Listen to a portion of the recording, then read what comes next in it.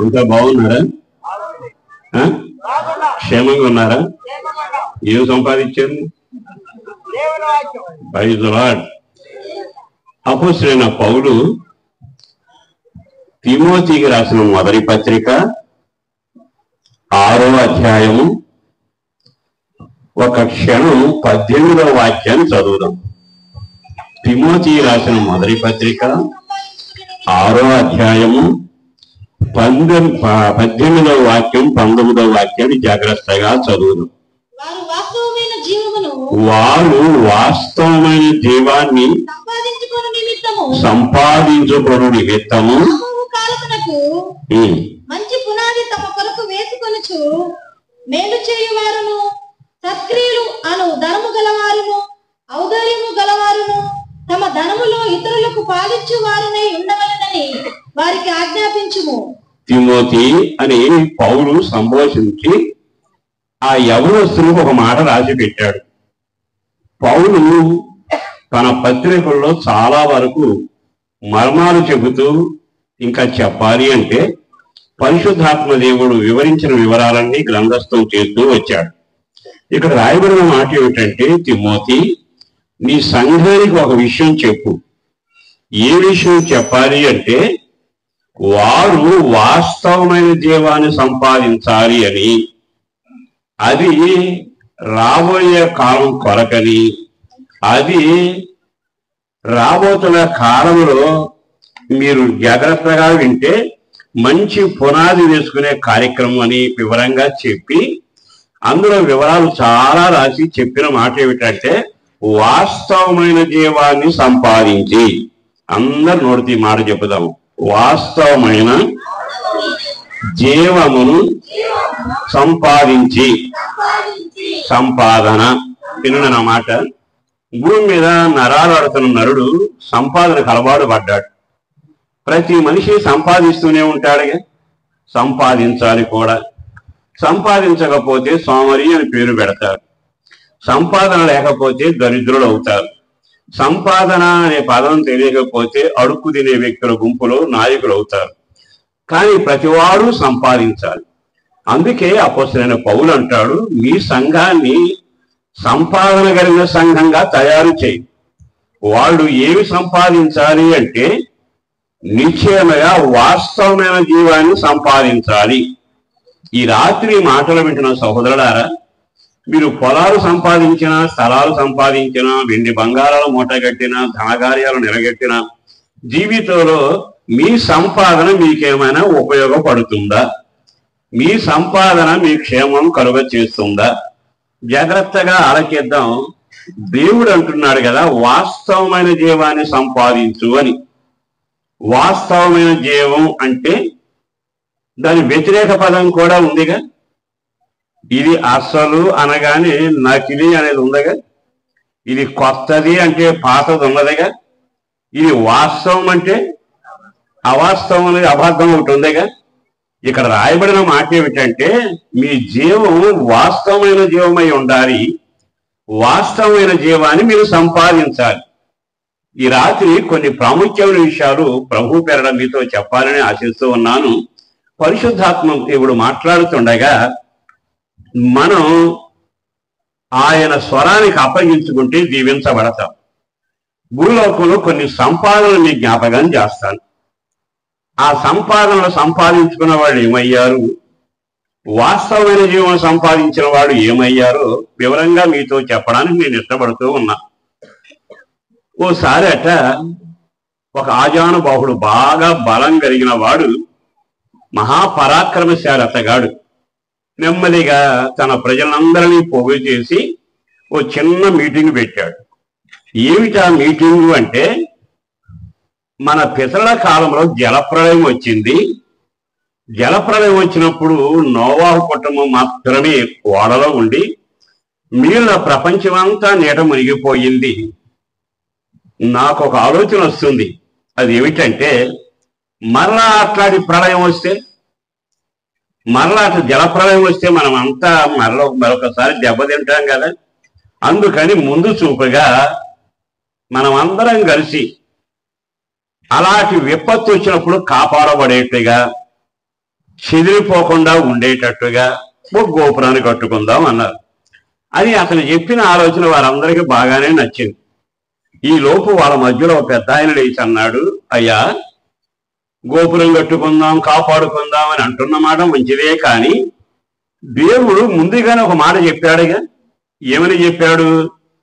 ఇక మీదట నేను భూమిని జల ప్రళయముతో నింపను, నా మాట నికరం అంటూ అనాది కాలంలోనే ఇంద్రధనుసును చూపించి, ఇది నాకు మీకు నిబంధన, ఇక నేను జలప్రళయం రానివ్వనని దేవుడు చెప్పాడుగా. మనం దేవుడు మాట వింటే బాగుంటుందిగా, దేవుడు మాట వింటే మంచిగా ఉంటుందిగా. అయినా దేవుడే మాట ఇచ్చాడు. ప్రళయం ఎవరి ద్వారా వస్తుంది? భూకంపం ఎవరి ద్వారా వస్తుంది? విపత్తులు ఎక్కడి నుంచి వస్తాయి? వీటన్నిటికీ సృష్టికర్త ఆయనే కదా. ఆయన ఇక మీదట భూమి మీదకి వరద రానివ్వను, నాశనం కాకుండా చేస్తాను మాట ఇచ్చాడు గనక ఆయన మాట నమ్ముదాం అంటాడు అతగాడు. కానీ వీళ్ళంతా ఏమంటారో తెలుసా? అయినా ముందు చూపు, మంచిగా ఉంటే బాగుంటుంది అని వాళ్ళంతా ఒక నిర్ణయానికి వచ్చి గోపురాన్ని కట్టాలని ఆశించి అడుగులు వేశారు. వాళ్ళు 3 ఆలోచనలతో కట్టారు. ఒకటి ఏమిటంటే, మనమంతా చెదిరిపోకుండా ఉండాలి. రెండవది, మన గోపురం ఆకాశాన్ని అంటాలి. మూడవది, ఆ గోపురం కట్టడం వలన ఊళ్ళో మనకు పేరు పరపతి కలగాలి. అంటే వీళ్ళ ఆశ ఏమిటంటే పేరు సంపాదిద్దాం. వీళ్ళ ఆశ ఏమిటంటే దేవుడి మాటను పక్కన పెడదాం, మనకు మనమే కాపాడుకుందాం అనే ఆలోచన చేత వాళ్ళు తీర్మానం చేశారు. ఎప్పుడైతే అలా అనుకున్నారో క్షణాల్లో పని మొదలుపెట్టారు. ఇక గోపురం కట్టడానికి మొదలుపెట్టారు. నరుడు గోపురం కడుతుంటే దేవుడు తొంగి దూడటం మొదలుపెట్టాడు. కారణం ఏమిటో తెలుసా? నేను ఒక మాట ఇచ్చాను కదా, నా మాట అక్షరాల నెరవేరుస్తానుగా, నా మాట నిలబెట్టుకునే దేవుడని కదా, మరి నా మాట వారు నమ్మకపోవడం ఏమిటి అని వారిని ఏమనక అలాగే చూస్తూనే ఉన్నాడు. హుషారుగా వాళ్ళంతా గోపురం కట్టడం మొదలుపెట్టారు. సగం పైగా గోపురం తయారైంది. ఇక వాళ్ళ ఆనందం ఏంటంటే, మేము కట్టే గోపురం ప్రపంచంలో గుర్తింపు తెస్తుంది, మేము కట్టే గోపురం వలన పేరు వస్తుంది, ఆ తర్వాత చెదిరిపోకుండా ఇక్కడే ఉంటాము అని చెప్పి దేవుని మాటను నమ్మక, దేవుని మాటకు లోబడక, దేవుని మాటను గౌరవించక వాళ్ళంతా వాళ్ళే సొంత నిర్ణయాలు చేశారు. అప్పుడు ఆకాశం ముందున్న దేవుడు మనుషులు కట్టిన గోపురాన్ని చూడటానికి దిగి వచ్చాడు. ఆదికాండం 11వ అధ్యాయంలో. అలా వచ్చి చూశాక, ఆహా, భలే ఆలోచనతో చేస్తున్నారే. వెంటనే ఆయన ఒక చిన్న పని చేశాడు. కట్టడం ఆపుతారా లేదని అరవల, ఎందుకు కడుతున్నారు అనలా. వెంటనే వాళ్ళ మధ్యలో ఏకభావం ఉన్న భాషను తారుమారు చేశాడు. చేసిన వెంటనే చిన్నప్పటి నుంచి చరిత్ర విన్నారుగా, ఎప్పుడైతే ఆ తారుమారు అయిపోయిందో ఇక భాషలు వేరైపోయాయి. వీళ్ళు మాట్లాడేది వాళ్ళకి అర్థం కావట్లా, వాడు మాట్లాడేది వీళ్ళకి అర్థం కావట్లా. మొత్తం మీద ఎటు చూసినా అంతా తారుమారుగానే కనబడింది. అప్పటి వరకు ఒకే మాట, ఒకే బాట. పైన వాడు కేక వేస్తే ఇటుకు తెమ్మంటే ఇటుకు తెచ్చేవాడు, లేదు అడుసు తీసుకురమ్మంటే అడుసు తీసుకొచ్చేవాడు. అంటే వాడి మాట వీడికి, వీడి మాట వాడికి బాగా అర్థమయ్యింది. దేవుడు వచ్చి భాషను తారుమారు చేశాక అతను చెప్పుతున్న ఇటుక అంటే ఇతరున్నవాడు అడుసు తీసుకెళ్తున్నాడు. కారణం ఏమిటో తెలుసా? వాళ్ళకి భాష తేడా వచ్చింది. ఒకరి భావన ఒకరికి అర్థం కాకుండా అయిపోయింది. ఆ తర్వాత వాళ్ళు అనుకున్నది ఏమిటంటే, మనం పేరు సంపాదిద్దాం. ఎంత తపన పడ్డారండి. ఆ తర్వాత వాళ్ళు సంపాదిస్తారు అనుకుని బాగా ప్రయాసపడి విస్తరించబడాలి అని, ఎక్కడికి పోకుండా ఇక్కడే కాపాడబడాలని ఆలోచనలోకి వచ్చారు. కానీ అంతా తారుమారైపోయింది. ఆ గోపురం పేరే బాబేలు గోపురం. అక్కడ రాయబడిన మాట ఏమిటంటే, దేవుడు భాషలు తారుమారు చేయగా వాళ్ళ పనంతా తారుమారాయను. ఆ తర్వాత అక్కడ జరిగిన సంఘటన ఏమిటంటే, ఇక ఎవరి భాష కొద్దీ వాళ్ళు వేరైపోయి చెల్లా చెదురు కాకూడదు అనుకున్న వాళ్ళు భాషను బట్టి జనం గుంపులుగా విడిపోయారు. తెలుగు మాట్లాడేవాడు ఒక పక్క, తమిళ మాట్లాడేవాడు ఒక పక్క, మొత్తం మీద అంతా తారుమారైపోయింది. ఈ రాత్రి నేను మీకు చెప్పగలిగింది ఏమిటంటే, వాళ్ళని అడిగితే మేము పేరు సంపాదించాలి, ఆకాశాన్ని అంటే గోపురాన్ని కట్టాలి. అలా అనుకున్న వాళ్ళ జీవితాల్లో వాళ్ళ సంపాదన వాళ్ళకి ఏం చేసి పెట్టింది? ఈ రాత్రి నా యేసును బట్టి బ్రతిమలాడుతూ దండం పెట్టి మీకు చెప్పగలిగిన మాట, దేవుడు మనకు ఒక మాట ఇచ్చాడు, మాట నెరవేరుస్తాడు. ఆయన స్వస్థపరిచేవాడు, కార్యం చేసేవాడు, గుప్పిలు విప్పి గుండెలో కోరిక తీర్చగలిగిన వాడు, అడిగిన త్వరని తలుపు తీయగలిగిన వాడు, అయ్యాని పిలవగలిగిన పక్కన నిలబడగలిగిన వాడు. ఆయనలో ఎప్పుడు అప్పుడు మార్పు లేదుగా. కానీ దేవుని మాట నమ్మకుండా వాళ్ళంతా వాళ్ళే ఏదో సాధిద్దాం, ఏదో సంపాదిద్దాం అనుకుంటే వాళ్ళకి జరిగింది మనకైనా జరుగుతుందిగా. ఈ శుభవేళ ఒక సేవకుడిగా చెప్పే మాట ఏమిటంటే, నువ్వు దేవుని మందిరానికి వస్తున్నావు, ప్రార్థన చేస్తున్నావు, దైవజనులు చూసి గౌరవిస్తున్నావు, దేవుని సేవకు కానుకలు ఇస్తున్నావు. కానీ ఒక్క మాట, నువ్వు దేవుని మాట నమ్ముతున్నావా? నువ్వు దేవుని మాటను విశ్వసిస్తున్నావా? దేవుని మాటను విశ్వసిస్తే నువ్వేం చేయాలి? ఆయన ఏ మాట చెబితే ఆ మాటని నువ్వు అంగీకరించాలి. నేను మరలా భూమి మీద ప్రళయం రానివ్వను అని గట్టిగా చెప్పాడుగా. ఆయన మాటను నమ్మి ఉంటే గోపురానికి పునాది వేయకూడదుగా. చాలాసార్లు మనం క్రైస్తవులు అనుకుంటాం, కానీ దేవుడి మాట విన్నట్టే ఉంటాం, మనకు తోచినట్టే నడుస్తూ ఉంటాం. అక్కడ ఏమవుతుందో తెలుసా? కుటుంబంలో బైబిల్ ఉంటుంది, భక్తి ఉంటుంది, క్రమం ఉంటుంది, పెద్ద చిన్న ఆరాధనలో ఉంటారు. కానీ ఆ ఇంట్లో మాత్రం దేవుని మాట వినడానికి ఇష్టపడతారు, కానీ మాట ప్రకారం నడవకుండా చెదిరిపోతారు. ఆ కుటుంబాల్లో జరిగే పెద్ద నష్టం ఏమిటో తెలుసా? అప్పటి వరకు కలిసే ఉంటారు, ఇక తారుమారైపోతాయి. పిల్ల మాట తల్లికి తెలియదు, తల్లి చెప్తే తండ్రికి, ఇక మీదట ఆ ఇంట్లో గందరగోళం ప్రారంభం అవుతుంది. ఇక మాట చూస్తే కలవదు, అప్పటి వరకు మాట కలిసినట్టే ఉంటుంది. ఆ తర్వాత నెమ్మదిగా నా దగ్గరికి 1000 మంది వస్తుంటారు, ప్రార్థన చేస్తుంటాయ్యా, మాట కలవట్లేదయ్యా, పెద్దోడు మాట అంటలేదయ్యా, ఇందువరకు బాగానే ఉండేవాడు కానీ ఇప్పుడు సహవాస కోసం అని ఏదేదో చెప్పి మా ఇంట్లో మాట కలవటం లేదు. అసలు మాట కలవటకపోవడానికి కారణం ఏమిటంటే, బాబేలు గోపురం నీ జీవితంలో తయారైందేమో చూడాలిగా. దేవుడు చెప్పిన మాట అండర్లైన్ చేసుకుంటున్నావు, ప్రసంగం రాసుకుంటున్నావు, బాగానే ఉందని చప్పట్లు కొడుతున్నావు, ఈయనకంటే ఆయన కంటే ఈయన బాగానే ప్రసంగం చేశాడు అంటున్నావు. కానీ దేవుని మాట ప్రకారం మనం జీవించగలుగుతున్నామా? దేవుని మాట వినకపోతే ఏ కుటుంబం అయినా తారుమారుగానే మిగిలిపోతుంది. ఒక సేవకుడిగా బ్రతిమలాడుతున్నా, నీకు వెండి బంగారం పొల స్థలాలు అన్నీ ఇచ్చాడు, అదే పునాది మీద దీవెనకరంగా ఉంటున్నావా? కొంతకాలం అయ్యాక ఇంటి పరిస్థితి తారుమారైపోయిందా? ఆ ఇంట్లో ఉన్న పిల్లల పరిస్థితి తారుమారైపోయిందా? చూస్తా ఉండగా నీ ఆరోగ్యం తారుమారైపోయిందా? మీ ఇంట్లో ఉన్న ప్రేమ కాస్త తారుమారై ద్వేషం ఊరేగుతూ వస్తుందా? దీనంతర కారణం ఏంటంటే, నీకు తెలియకుండానే ఒక దానికి పునాది వేశావు. దాని పేరు ఏమిటంటే, దేవునికి విరోధమైన నీ సొంత ఆలోచనలని బాబేలు గోపురానికి పునాది వేశావు. బాబేలు గోపురం ఏ ఇంట్లో ఉన్నా, బాబేలు గోపురం లక్షణం ఏమిటో తెలుసా? నేను పేరు సంపాదించాలి, వీళ్ళందరికంటే గొప్ప పేరు సంపాదించాలి, వీళ్ళకంటే గొప్ప భక్తుడిగా ఉండాలి, వీళ్ళకంటే ఎక్కువగా ప్రార్థన చేసేవాడిని, ప్రజలు నన్ను గుర్తించాలి. పేరు కొరకు ఆరాటపడుతూ ఉంటే ఇల్లుగా ఉంటుంది కానీ ఇంట్లో తారుమారు ఉంటుంది, బ్రతుకుగానే ఉంటుంది కానీ బాబేలు గోపురం లేచి నిలబడుతుంది. ఎందుకైనా ఈ మాటలు విన్నాకైనా ఒక క్షణం ఆగి ఆలకిస్తే నీ వ్యక్తిగత జీవితంలో వాళ్ళన్న మాట ఏమిటంటే, మీరు చెదిరిపోకుండా ఉండాలి. భాషలు తారుమారైపోయి కుటుంబాలని వేరైపోతున్నాయిగా. ఈ రాత్రి మాటలు వింటున్న సహోదరులారా, మీరు లైవ్ లో ఉండి మాటలు వింటున్నా, ఒకవేళ ఇక్కడే కూర్చొని ఆలకిస్తున్నా, దూరం నుండి ఆలకిస్తున్నా, మీరు గుండె మీద చేయి పెట్టుకుని ఆలోచించండి, నా ఇంట్లో ఏమైనా తారుమారు ఉందా?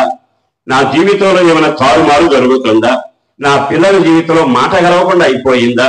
దీనంతర కారణం ఏంటంటే, నీవు సంపాదించవలసింది అసలైంది సంపాదించట్లా. పేరు సంపాదిద్దాం, పరపతి సంపాదిద్దాం, గుర్తింపు సంపాదిద్దాం, వాడికంటే వీడికంటే నేను గొప్పవాడిని అనిపించుకుందాం అంటూ దేవుని మాటనేమో పక్కన పెట్టడం, నీ సొంత ఆలోచనలేమో బండి కట్టి ఊరేగించడం. ఆ తర్వాత జరిగే వాస్తవాలు చూస్తున్నారుగా. కనుక ఈ రాత్రి ఓ సేవకుడిగా చెబుతున్నాను, మన ఇల్లు తారుమారు కాకుండా, మన వ్యాపారాలు తారుమారు కాకుండా దైవ చిత్తాన్ని నెరవేర్చే కుటుంబాలు ఇక్కడ లేపబడుగా. ప్రతి వారి కుటుంబాల్లో దేవుని సేవకుడు చెప్పినట్టుగా నడవగలిగే అనుభవానికి రాగలగాలి. మీకు ఒక మాట చెబుతాను, బాగా వినండి. ఒక అతను నా దగ్గరికి వచ్చాడు, విశ్వాసి. అన్నా, మీరు నా కొరకు చిన్న ప్రార్థన చేయండి అన్నాడు. చేస్తాను అన్నాను. వేరున్నాడు తెలుసా? పలానా చోట స్థలం ఉందండి, చాలా విలువైన స్థలం, మనలాంటి కొనలేరండి, అది బాగా ఐశ్వర్యవంతులకు ఉంటారు. ఎందుకు అవకాశం వచ్చింది, ఆ పొలం ఆ స్థలం కొనాలనుకుంటున్నాను, మీరు గట్టిగా ప్రార్థన చేయండి అన్నారు. నేను ప్రార్థన చేశానండి. ప్రార్థన చేశాక 4 రోజుల తర్వాత వచ్చి, అన్నా మీరు ప్రార్థన చేశారు, అంతా లైన్ అయిపోతుందా అన్నాను. నేను అన్నాను, ఎందుకు అది మంచిది కాదు అన్నట్టు నాకు ప్రేరేపణ వస్తుందయ్యా, కొంచెం ఆగి కొనడానికి అడుగు వేయండి అన్నా. మీరు ప్రార్థన చేశాక నా ధైర్యం అన్నా, నేను చేసేస్తాను అన్నాడు. నా మాట కాదు ధైర్యం, దేవుని చిత్తం నెరవేర్చాలి. మీరైనా నేనైనా దేవుని చిత్తం నెరవేర్చాలి అంటే సరేనన్నాడు. వెళ్ళిపోయాడు. మొత్తం మీద ఒక వారానికి వచ్చి, అన్నా రిజిస్ట్రేషన్ అయిపోయిందన్నా, దేవుడు ఎంత ఘనకార్యం చేశాడు, మీరు రావాలి, జనాన్ని పిలిపించాలి, కూటమి పెట్టాలి, అబ్బబ్బబ్బా అన్నాడు. నాకు ఎందుకో కొంచెం అనుమానంగాను బాధగా అనిపించింది. కారణం ఏంటంటే దేవుడు చెప్పింది చెప్పినట్టు మనం చేయగలగాలి. వద్దు అంటే మాగాలి, తిను అంటే తినాలి, నడు అంటే నడవాలి. కానీ మనం ఏం చేస్తామని తెలుసా, అన్నిటికంటే మన ఆలోచన పైన పెట్టి దేవుని మన దగ్గర విచారణ చేసినట్టుగానే ప్రార్థన చేస్తా ఉంటాం. సరిగ్గా అది అయిపోయినాక ఇక కూటమి పెట్టాలన్నాడు. చూద్దామని అన్నాను. ఈ లోపు ఒక నెల రోజులకు మరలా వచ్చాడు. వచ్చినాక అన్నా గట్టిగా ప్రార్థన చేయండి అన్నా అన్నాడు. ఏమైంది అట్లా ఉన్నావు? నేను కొన్న స్థలం అన్నా కోట్లే, మీకు తెలుసుగా, కానీ ఇది 3 అమ్మారట, నేను 4వ వాడిని. అయిందా? ఎంతమందికి అమ్మారు? 3 అమ్మినాక 4వ వాడు నువ్వు. ఇప్పుడు నువ్వు నీ సొమ్ము నీకు ఎట్లాగా రాదు, ఆ స్థలం నీదనిపించుకోవడానికి అవకాశం లేదు. అంతా ఎందుకు తారుమారవుతుంది? పైసా కూడగట్టావుగా, జీవితంలో బాగా సంపాదించావుగా, నీ సంపాదన ఎందుకు తారుమారవుతుంది? నీ పిల్లలు తినాలిగా, నీ పిల్లలు అనుభవించాలిగా, నువ్వు కట్టుకున్న ఇంట్లో నీవే ఉండాలిగా, నీవు నాటిన మొక్క ఫలం నువ్వు అనుభవించాలిగా, నీవు కొన్న వస్త్రం నీవు ధరించాలిగా. నా దేవుడు అంటున్నాడు, మీరు ఫలించండి, విస్తరించండి, అభివృద్ధి పొందని, ఆశీర్వదించబడండి. కానీ జీవితం ఎందుకు తారుమారవుతుంది? ఈ రాత్రి నీ సంపాదన ఏమిటో ఒకసారి ఆగి ఆలోచించు. అందరికంటే ఎక్కువ సంపాదించినా, అక్రమంగా సంపాదించినా, తెలివితో సంపాదించినా తప్పని నేను అంటోలా. కానీ దేవుని చిత్తమా కాదా? దేవుని చిత్తం కానప్పుడు ఇల్లు తారుమారవుతుంది, సంపాదన తారుమారవుతుంది, ఆరోగ్యం తారుమారవుతుంది, బతుకులు తారుమారవుతాయి, చేసిన కళ్యాణం కూడా తారుమారవుతుంది. ఆ దుర్దినాలు రాకమైతే ఈ రాత్రి దేవుడు అంటున్నాడు, నేను ప్రళయం రప్పించిన గనక నా మాటను నమ్మండి. దేవుని వాక్యాన్ని నమ్మి విశ్వసించిన వారి జీవితాలు దీవెనకరంగా ఉండుగాక. అలా కాకుండా నీ అంతటి నీవే దేవుని మాట విన్నట్టే ఉంటావు, పెడచెవిని పెట్టినట్టే ఉంటావు, పరుగులు తీసినట్టే ఉంటావు, పైన ముగించినట్టే ఉంటావు. కానీ జీవితంలో ఏం జరుగుతుంది? అంతా తారుమారైపోయిందిగా. కొన్ని వేల కుటుంబాలను చూస్తున్నాడు సహోదరుడా. ఎందుకో పరిశుద్ధాత్మ దేవుడు ప్రత్యేకంగా నిన్ను నన్ను కలిపి ఈ మాటలు వినిపిస్తుండగా ఆయన స్వరాన్ని ఆలకిస్తూ, వెళ్ళకమునిపే, మీరు కళ్ళు ముయ్యకమునిపే గుండె మీద చేపెట్టుకుని ఆలోచించండి, నా ఇంట్లో ఎప్పుడు తారుమారు మొదలయ్యింది? ఎంత సంపాదించినా ఒకప్పుడు పెట్టేవాడిని, ఇప్పుడు చిరిగిన సంచి నా ఇంట్లో ఎందుకు జరుగుతుంది? ఒకప్పుడు ఆరోగ్యంగా ఉన్నాను, బ్రతుకు ఎందుకని తారుమారయ్యింది? దుర్జనాలు రాకమునిపే దేవుడు మాట వినకుండా నీ సొంత ఆలోచనలు నెరవేరిస్తే నీవు కదిలిపోవడమే కాదు, నీ జీవితంలో తారుమారవటమే కాదు, కన్నీళ్ళు మాత్రమే మిగులుతాయి, వేదన ఉంటుంది, మాట కలవని జీవితంలో పైన సాగుతుంది. ఆ దుర్జనాలు రాకమునిపే నీవు వ్యర్థమైన దానిని, అంటే పేరు సంపాదించాలి అనే తపన ఉందే, దాన్ని పక్కన పెట్టి దేవుని వైపు తిరిగి ఆయన మాట వినగలిగితే నీవు ధన్యుడవు, నీకు మేలు కలుగునగాక, నీ కుటుంబాలు ఆశీర్వదించబడునగాక. పేరు సంపాదన చెప్పండి. సంపాదన రెండవ సంపాదన చెబుతాను. మీరు బైబిల్ ఉన్నవాడు, బాగా ఎరిగిన వాడు, వాక్యం బాగా వింటున్నారు. నేను ఒక రిఫరెన్స్ చెబుతాను, మీరు చెప్పండి. అంటే నేను ఆ మాట చెబుతాను, రిఫరెన్స్ తీసిన వాడు చదవండి. ఒకడు లోకమంతయు సంపాదించుకొని అది చదవండి.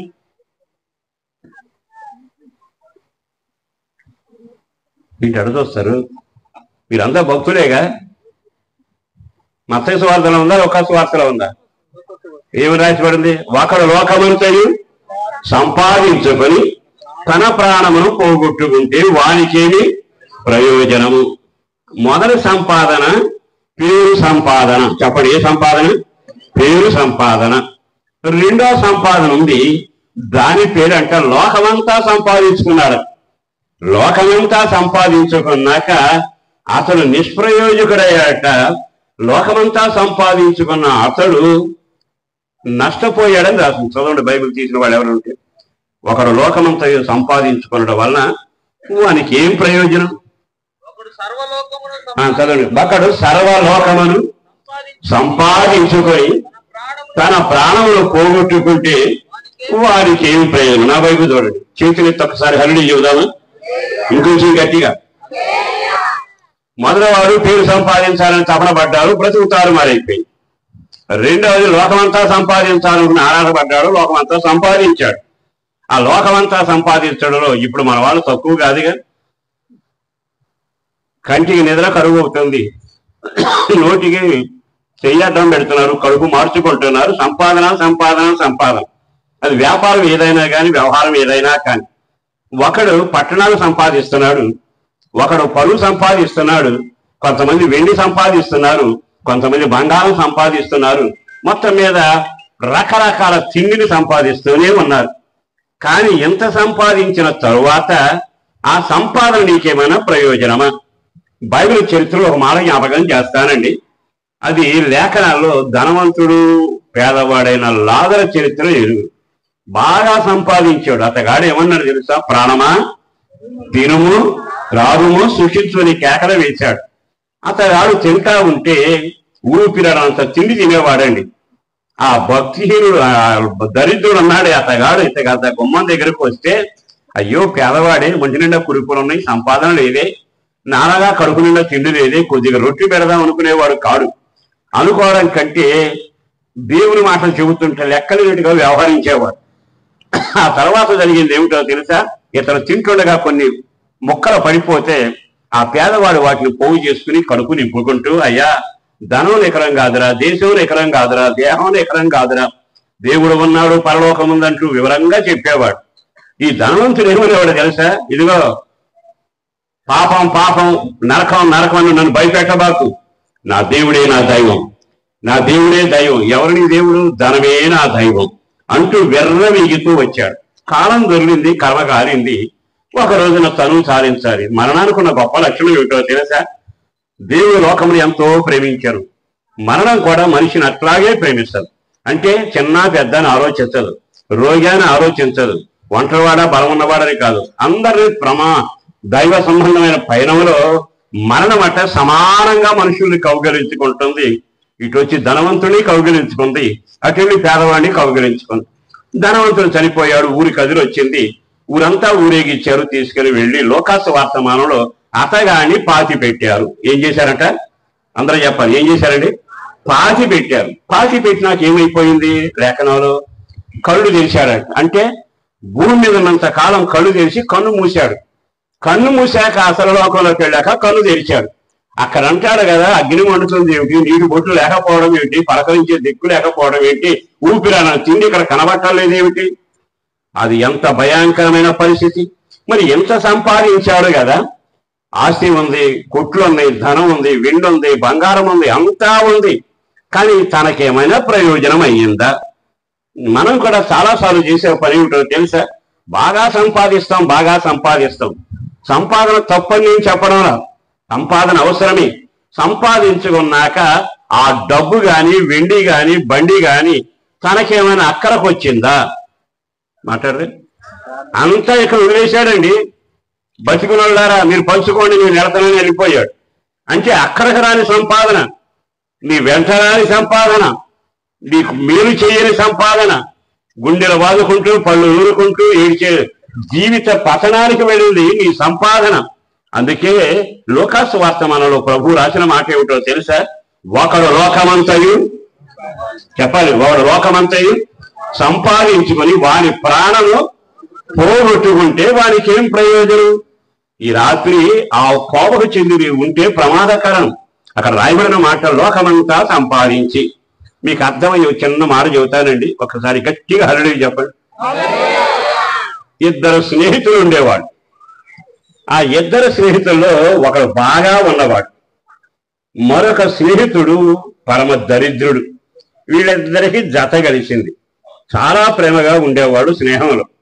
ఈ పేదవాడు ఏది చేసుకోవాలనుకున్న స్తోమత ఉండేది కాదు. ఓ రోజున ఇతడు తిన్నగా వెళ్ళి, అయ్యా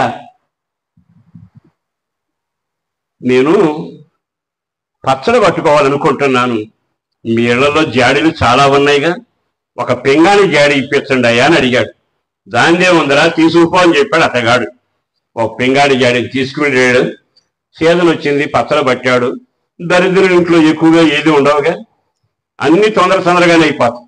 మొత్తం మీద పచ్చడంతా తొందరగా అయిపోయింది. జాడీ కడిగి యజమాని దగ్గరికి తీసుకెళ్తున్నాడు, స్నేహితుడి దగ్గరికి.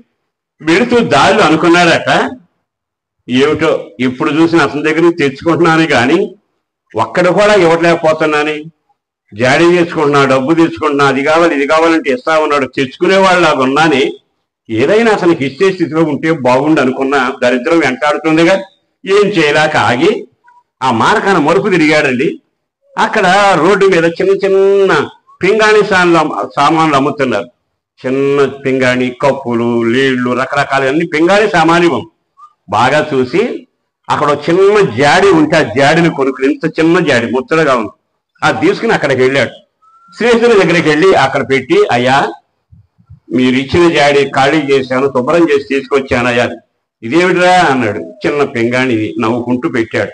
అప్పుడు ఇతను ఏమనాలి, విడుదల నా వైపు, నువ్వు తీసుకెళ్లి వాడుకున్నావు అనుకో, అంత మాత్రం అది కొనుక్కురావాలి అనాలా? మాట్లాడేటాడు. ఆ చిన్న పింగాణి జాడి ఎందుకు కొనుక్కొచ్చినట్టు అని అనాలిగా. ఇది మీరు అంటలేదు, మీకు కూడా అదే ఉందా? విచిత్రం ఏంటంటే అనగపోక అంటాడు, ఏమేవ్ అని పిలిచాడు. ఇంట్లో ఇన్నాళ్ళు పరిగెత్తుకుంటా వచ్చింది. చూసావా అన్నాడు. ఏం చూసేది అన్న. పింగాణి జాడి తీసుకెళ్ళాడు, పింగాణి జాడి తీసుకొచ్చాడు. మన పింగాణి జాడి ఆడి ఇంట్లోకి వెళ్ళాక దానికి పురుడు వచ్చి పిల్ల పుట్టింది. అక్కడికి వెళ్ళాక ఏమొచ్చిందంట, పిల్ల పుట్టిందంట. పింగాణి పిల్ల పట్టు మీరు ఎప్పుడైనా చూసారా? ఇగురు తిరిగలడగలరు. ఎప్పుడైనా పింగాణి పిల్లకి చిన్న జాడి పుట్టిందా? పుట్టింటి పాడికి మీ ఇల్లు షాప్ అయిపోయేది, పుట్టదు. వెంటనే అసలు చిన్న పుచ్చుకున్నాడు మొఖాన్ని. అదే ఏమిటి ఎంత మాట అన్నాడు అని దరిద్రుడిగా ఏం చేయలేడు, వెళ్ళిపోయాడు. ఆయన అసలు ఇంటికి వెళ్లకుండా కుదరదుగా. తర్వాత నెమ్మదిగా కొంతకాలానికి వచ్చి, అయ్యా నా ఇంట్లో చిన్న ఏర్పాటు, చిన్న ఫంక్షన్ వచ్చింది అయ్యా, కొంచెం సామాన్లు ఇస్తే వాడుకుంటానంటే, ఏం కావాలంటే తీసుకెళ్ళరా అన్నాడు. అన్ని సామాన్లతో పాటు కొన్ని వెండి సామాన్లు కూడా తీసుకెళ్ళాడు. జగ్గు అవన్నీ తీసుకెళ్ళాక అంతా అయిపోయింది, అన్ని సర్దేశారు. అంతా అయిపోయినాక వారం అయింది, 10 రోజులు అయింది. సామాన్లన్నీ వచ్చాయి కానీ ఒక సామాన్ అక్కడే ఆగిపోయింది. ఇక అది ఇంటికి రాలేదు. పెద్ద మనిషి కంటే స్నేహితుడికి బాగా గుర్తుంది. ఆ రోజున వేప చెట్టు కింద పెద్దలందరూ కూర్చున్నారు. పెద్దలందరూ కూర్చున్నాక ఆ మార్గాన్ని దరిద్రుడు వెళతా ఉన్నాడు. వెళతా ఉండగా ఈ పెద్ద మనిషి అంటే స్నేహితుడు, ఒరే ఏంటి ఫంక్షన్ అయిపోయింది, అన్ని సామాన్లు వచ్చాయి, ఒక సామాను మీ ఇంట్లో ఉంది, అది జగ్గు ఉందిగా తీసుకురాలేదే అని అడిగాడు. అడగగానే అయ్యా రేపు తెస్తాను కనబడలేదు అని చెప్పరా. అక్కడ నిలబడి గట్టిగా ఏడవడం మొదలు పెట్టాడు. ఇదేమిట్రా జాడి జగ్గు తీసుకురాలేదంటే ఏడుస్తాడేమిటి అని మరలా గట్టిగా అడిగాడు. ఆ చుట్టుపక్కల అందరూ పెద్దలు ఉంటారు కదా, వాళ్ళు అతను కూర్చొని పెద్దలు వ్యవహారం మాట్లాడుతున్నారుగా. వాళ్ళు పెద్ద ఆయన ఏమన్నాడు తెలుసా, ఒరే నాయన ఏడవటం కంటే చెప్పరా, పెద్ద మనుషులు మేము దిద్దడానికేగా, ఎవడ గొడవ పడితే అది తీర్చుకోవడానికి మేము ఉన్నాం, మమ్మల్ని పెద్ద మనుషులు అంటారు, చెప్పు అన్నాడు. ఏం చెప్పనయ్యా, అయ్యగారు నాకు ఎంత మంచి స్నేహితుడు, చాలా అన్ని సహాయం చేశాడు, ఆ మధ్య పింగాణి జాడి కూడా ఇచ్చాడు, అది తీసుకుని వెళ్ళాను. తీసుకుని వెళ్ళాక అన్ని బాగానే ఉన్నాయి. దాన్ని తీసుకొచ్చి ఆ యజమానికి జాడీని పిల్లలు చిన్న జాడీని కూడా ఇచ్చాను అనగానే అతను అడిగితే, అవును మా జాడీ ఆ ఇంటికి వెళ్ళాక పురుడు వచ్చి పిల్ల పుట్టింది అన్నాడు. సరే వీళ్ళందరూ ఆశ్చర్యం చూసి పెద్దలు, ఇదేమిట్రా జాడీకి పిల్లలు పుట్టడం ఏంటి, దాని పురుడు రావటం ఏంటని. జరిగింది, తెచ్చాడు అన్న. వెంటనే ఏమిరా నీ సంగతి ఏమిటంటే, జాడీకి పురుడు వచ్చింది, పిల్ల పుట్టింది, నా దగ్గర ఉన్న వెండి జాడీ కూడా ఆ జారు కూడా పురుడు వచ్చింది. ఏం చెప్పమంటారు అయ్యా, పురుడులో తల్లి పిల్ల ఇద్దరు చచ్చిపోయారు. ఎవరు చచ్చిపోయారు? ఇద్దరు వస్తారా? అప్పుడప్పుడు కొన్ని ఇబ్బందులు చూస్తున్నప్పుడు కదా, తల్లి చనిపోవడం, పిల్ల చనిపోవడం. ఆ రోజు జాడీకి పిల్ల పుట్టడం ఎకరం అయితే ఇవాళ పురుడులో సావడం కూడా ఎకరమేగా. నేను మీరు అవునట్లేదండి, అది జరిగితే ఇది వాస్తవమేగా. అప్పుడు పెద్ద మనిషి వాడిని చూసి అన్నాడు, బుద్ధి ఉందా లేదా నీకు అని వివరంగా చెప్పి తిట్టడం మొదలుపెట్టారు. ఆ సంగతి కాదు కానీ ఇతడు పోయినప్పుడు తీసుకెళ్ళినప్పుడేమో పింగాణి జాడి వెళ్ళి పిల్ల వచ్చింది, సచ్చినప్పుడు ఏం పోయింది, వెండిది పోయింది. అక్కడ లోకమంతా సంపాదించుకుంటే పింగాణి జాడి, పోయేది ఏమిటో తెలిసి వెండి ప్రాణం. విలువైన ఆత్మ నశిస్తుంది. ఈ రోజున దండం పెట్టి చెబుతున్న సహోదరులారా, నీ జీవితంలో అతి విలువైనది నీ ఆత్మ, అతి విలువైనది నీ రక్షణ, అతి విలువైనది నీ ప్రాణం, అతి విలువైనది దేవుడిచ్చిన ఈవి. ఒకవేళ లోకమే విస్తరిస్తాను, సంపాదిస్తాను, ఆధారపడతాను, అన్ని సంపాదిస్తాను అనుకుంటే అది పింగాణి లాంటి సంపాదన. పింగాణి సామాన్ ఎంతసేపు ఉంటుంది, ఎంతకాలం ఉంటుంది, పగిలితే దాని బతికేమవుతుంది? ధనవంతుడు అంతా లోకమంతా సంపాదించాడు, లోకమంతా మూటగట్టాడు, లోకమంతా అనుభవించాడు. కానీ జరిగింది ఏమిటో తెలుసా? పింగాణి మిగిలింది గాని వెండి కాస్తా పోయింది. ఆస్తిని సంపాదించాడు గాని ఆత్మ నరకానికి పోయింది. చేతులు జోడించి చెబుతున్నాను, ఈ రాత్రి మాటలు విన్న సహోదరులారా, మీరు ఏ కోవకు చెందిన వాడైనా, చదువుకున్న వాడైనా, జ్ఞానం ఉన్నవాడైనా, ఈ రాత్రి నీ సంపాదన నీకు మిగిలవుతుందా? నీ సంపాదన నీకు తీవ్రకరంగా ఉంటుందా? లోకమంతా సంపాదించాలని ఆరాడబడి ఆత్మీయ బాగా ప్రయాసపడ్డావు, ఆస్తులు సంపాదించావు, కారులు, విదేశాల ప్రయాణాలు, విమానాలు, ఊరేగింపులు, ఒకటేమిటి అన్నీ జరిగాయి. కానీ ఇన్ని చేశాక నీ ప్రాణం పోతే, ఇన్ని చేశాక నీ ఆత్మ నష్టపోతే, ఇన్ని చేశాక నీ ఆత్మ నరకానికి వెళితే, ధనవంతుడిని అడిగితే అంటాడు, అయ్యా నా ప్రాణం ఆత్మ నశించిపోతుంది. భయంకరమైన పరిస్థితి. ఈ రాత్రి ఈ 2వ రోజు కూడికలో పాల్గొందిన దేవుని వెడలారా, ఒక్క క్షణం ఆగి ఆలకించండి. మీరు సంపాదించిన సంపాదన మీకు మేలు కలుగ చేసిందా? మీరు సంపాదించిన సంపాదన దీవెనకరంగా ఉందా? వారు పేరు సంపాదించాలనుకున్నారు, తారుమారైపోయారు. నిత్యమే లోకమంతా సంపాదించాలనుకున్నవాడు పింగాణి పోయింది అనుకున్నాం కానీ పింగాణి దక్కింది కానీ వెళ్ళిపోయింది. లోకమంతా సంపాదించుకున్నాక ధనవంతుని ఆత్మ నష్టపోయిందిగా. మరి అలాంటి దౌర్భాగ్య పరిస్థితి రాకమునిపే మీ ప్రాణం, వెండి తాడు, మీ జీవితం నశించిపోయే అనుభవానికి కాదు గాని ఒక దినాన ప్రభు రాకడ వచ్చినప్పుడు ఎత్తబడే గుంపులో ఉండుగాక. మనమంతా దేవుని సందులో మేఘాల మీద ఎత్తబడుదుగాక. సదాకాలం దేవుని సందులో ఉండుగాక. నీవు సంపాదించిన సంపాదన పింగాణిలాంటి సంపాదన, పనికిరాని సంపాదన. డబ్బు తప్పనడం లేదు, ఈ లోకపు ఆస్తులు తప్పనడం లేదు. అన్నిటికంటే విలువైంది నీ ఆత్మని గురించి ఆలోచించాలి. నీ ఆత్మ నశించిపోతే ఆ తర్వాత భయానకమైన పరిస్థితిగా. చివరికి జరిగింది ఏమిటో జాగ్రత్తగా గమనిస్తే దరిద్రుడు కూడా చనిపోయాడు. కానీ అతని పాతి పెట్టడానికి ఒక్క మనిషి కానరాల. పరలోకంతో సంబంధం ఉంది, యేసు రక్తం ద్వారా కడగబడి దేవుని సత్య బతికిన విశ్వాసికి ఇది పోలిక. వెంటనే పరలోకానికి దూతలు రావడం వచ్చారా? అతగాని కొనిపోయాను అనే మాట రాయబడింది. ఇప్పుడు అతను ఎక్కడున్నాడంటే తండ్రి రొమ్మున ఉన్నాడు. చెయ్యి తామేనన్నాడు, గట్టిగా అడిగి చెప్పండి. మరి ఇతను లోకమంతా సంపాదించాడు. ఆ పేదవాడు తన జీవితానికి రక్షణ సంపాదించుకున్నాడు. ఆ రక్షణ అతన్ని కాపాడింది. అతను సంపాదించిన వాస్తవమైన జీవం తన చేతిలో ఉండి ఇప్పుడు రక్షణ పాత్రను పట్టుకొని ప్రభువుని స్థితిస్తూ దేవుని వల్ల కలిగిన జీవాన్ని పట్టుకున్న వాడై దేవుని దూతల చేత కొనిపోబడి ఆయన రొమ్మును ఆనుకొని ఉన్నాడు. మరి నీ సంపాదన సంగతి ఏమిటి? ఈ రోజున నువ్వేం సంపాదిస్తున్నావు బాగా ఆలకించి జాగ్రత్తగా గమనిస్తే పేరు సంపాదించిన వారు తారుమారయ్యారు. లోకాన్ని సంపాదించుకున్న వారు పింగాణి మీరు వెళ్ళిపోయిన ఆత్మ నశిస్తూ ఉన్నారు. మరో సంపాదన కూడా మీతో చెబుతా. మీరు ఎరిగిన సత్యమే, దైవజనుడు చెప్పిన మాటలే నేను చెబుతున్నాను. ఆ రోజున దైవజనుడట నెమ్మదిగా సైనికులందరినీ పిలిచాడు. సైనికులందరినీ పిలిచి ఏమన్నాడో తెలుసా? బాగా ఆలకించండి. మీరు యుద్ధానికి వెళ్ళబోతున్నారు. అయ్యా, మీరు వెళ్ళే యుద్ధంలో దేవుడు జయమిస్తాడు. మీరంతా ప్రమాణం చేయండి. అక్కడికి వెళ్ళాక అక్కడున్న వస్తువులు ఏది ముట్టము, ఏది తాకము, ఏది పట్టము, అక్కడి నుంచి మేమేమీ తీసుకురాము అని చెప్పి వాళ్ళతో ప్రమాణం చేస్తే సైనికులంతా ప్రమాణం చేసి వెళ్ళారు. తీరా వెళ్ళాక యుద్ధం జరిగిందండి. యుద్ధం ముమ్మరంగా జరుగుతున్న వేళ ఇంకొక 10 నిమిషాల్లో జెండా ఎగరవేయబోతున్నారు, జయ సంకేతం. కానీ ఈలోపు అనుకోకుండా ఆ 10 నిమిషాల్లోనే అపజయం మొదలయ్యి యుద్ధం అంతా తారుమారైపోయింది. పంపిన నాయకుడు యెహోషువ ఏడవడం మొదలుపెట్టాడు. అయ్యో, ఏమిటి పరిస్థితి? గెలుస్తామనుకున్న ఆ క్షణాన మరలా ఇట్లా అయిపోయింది అని ఏడుస్తూ ఉండగానే జరిగింది ఏమిటో తెలుసా? దైవజనుడు ఏడుస్తుండగా దేవుడు చక్కని మాట చెప్పాడు.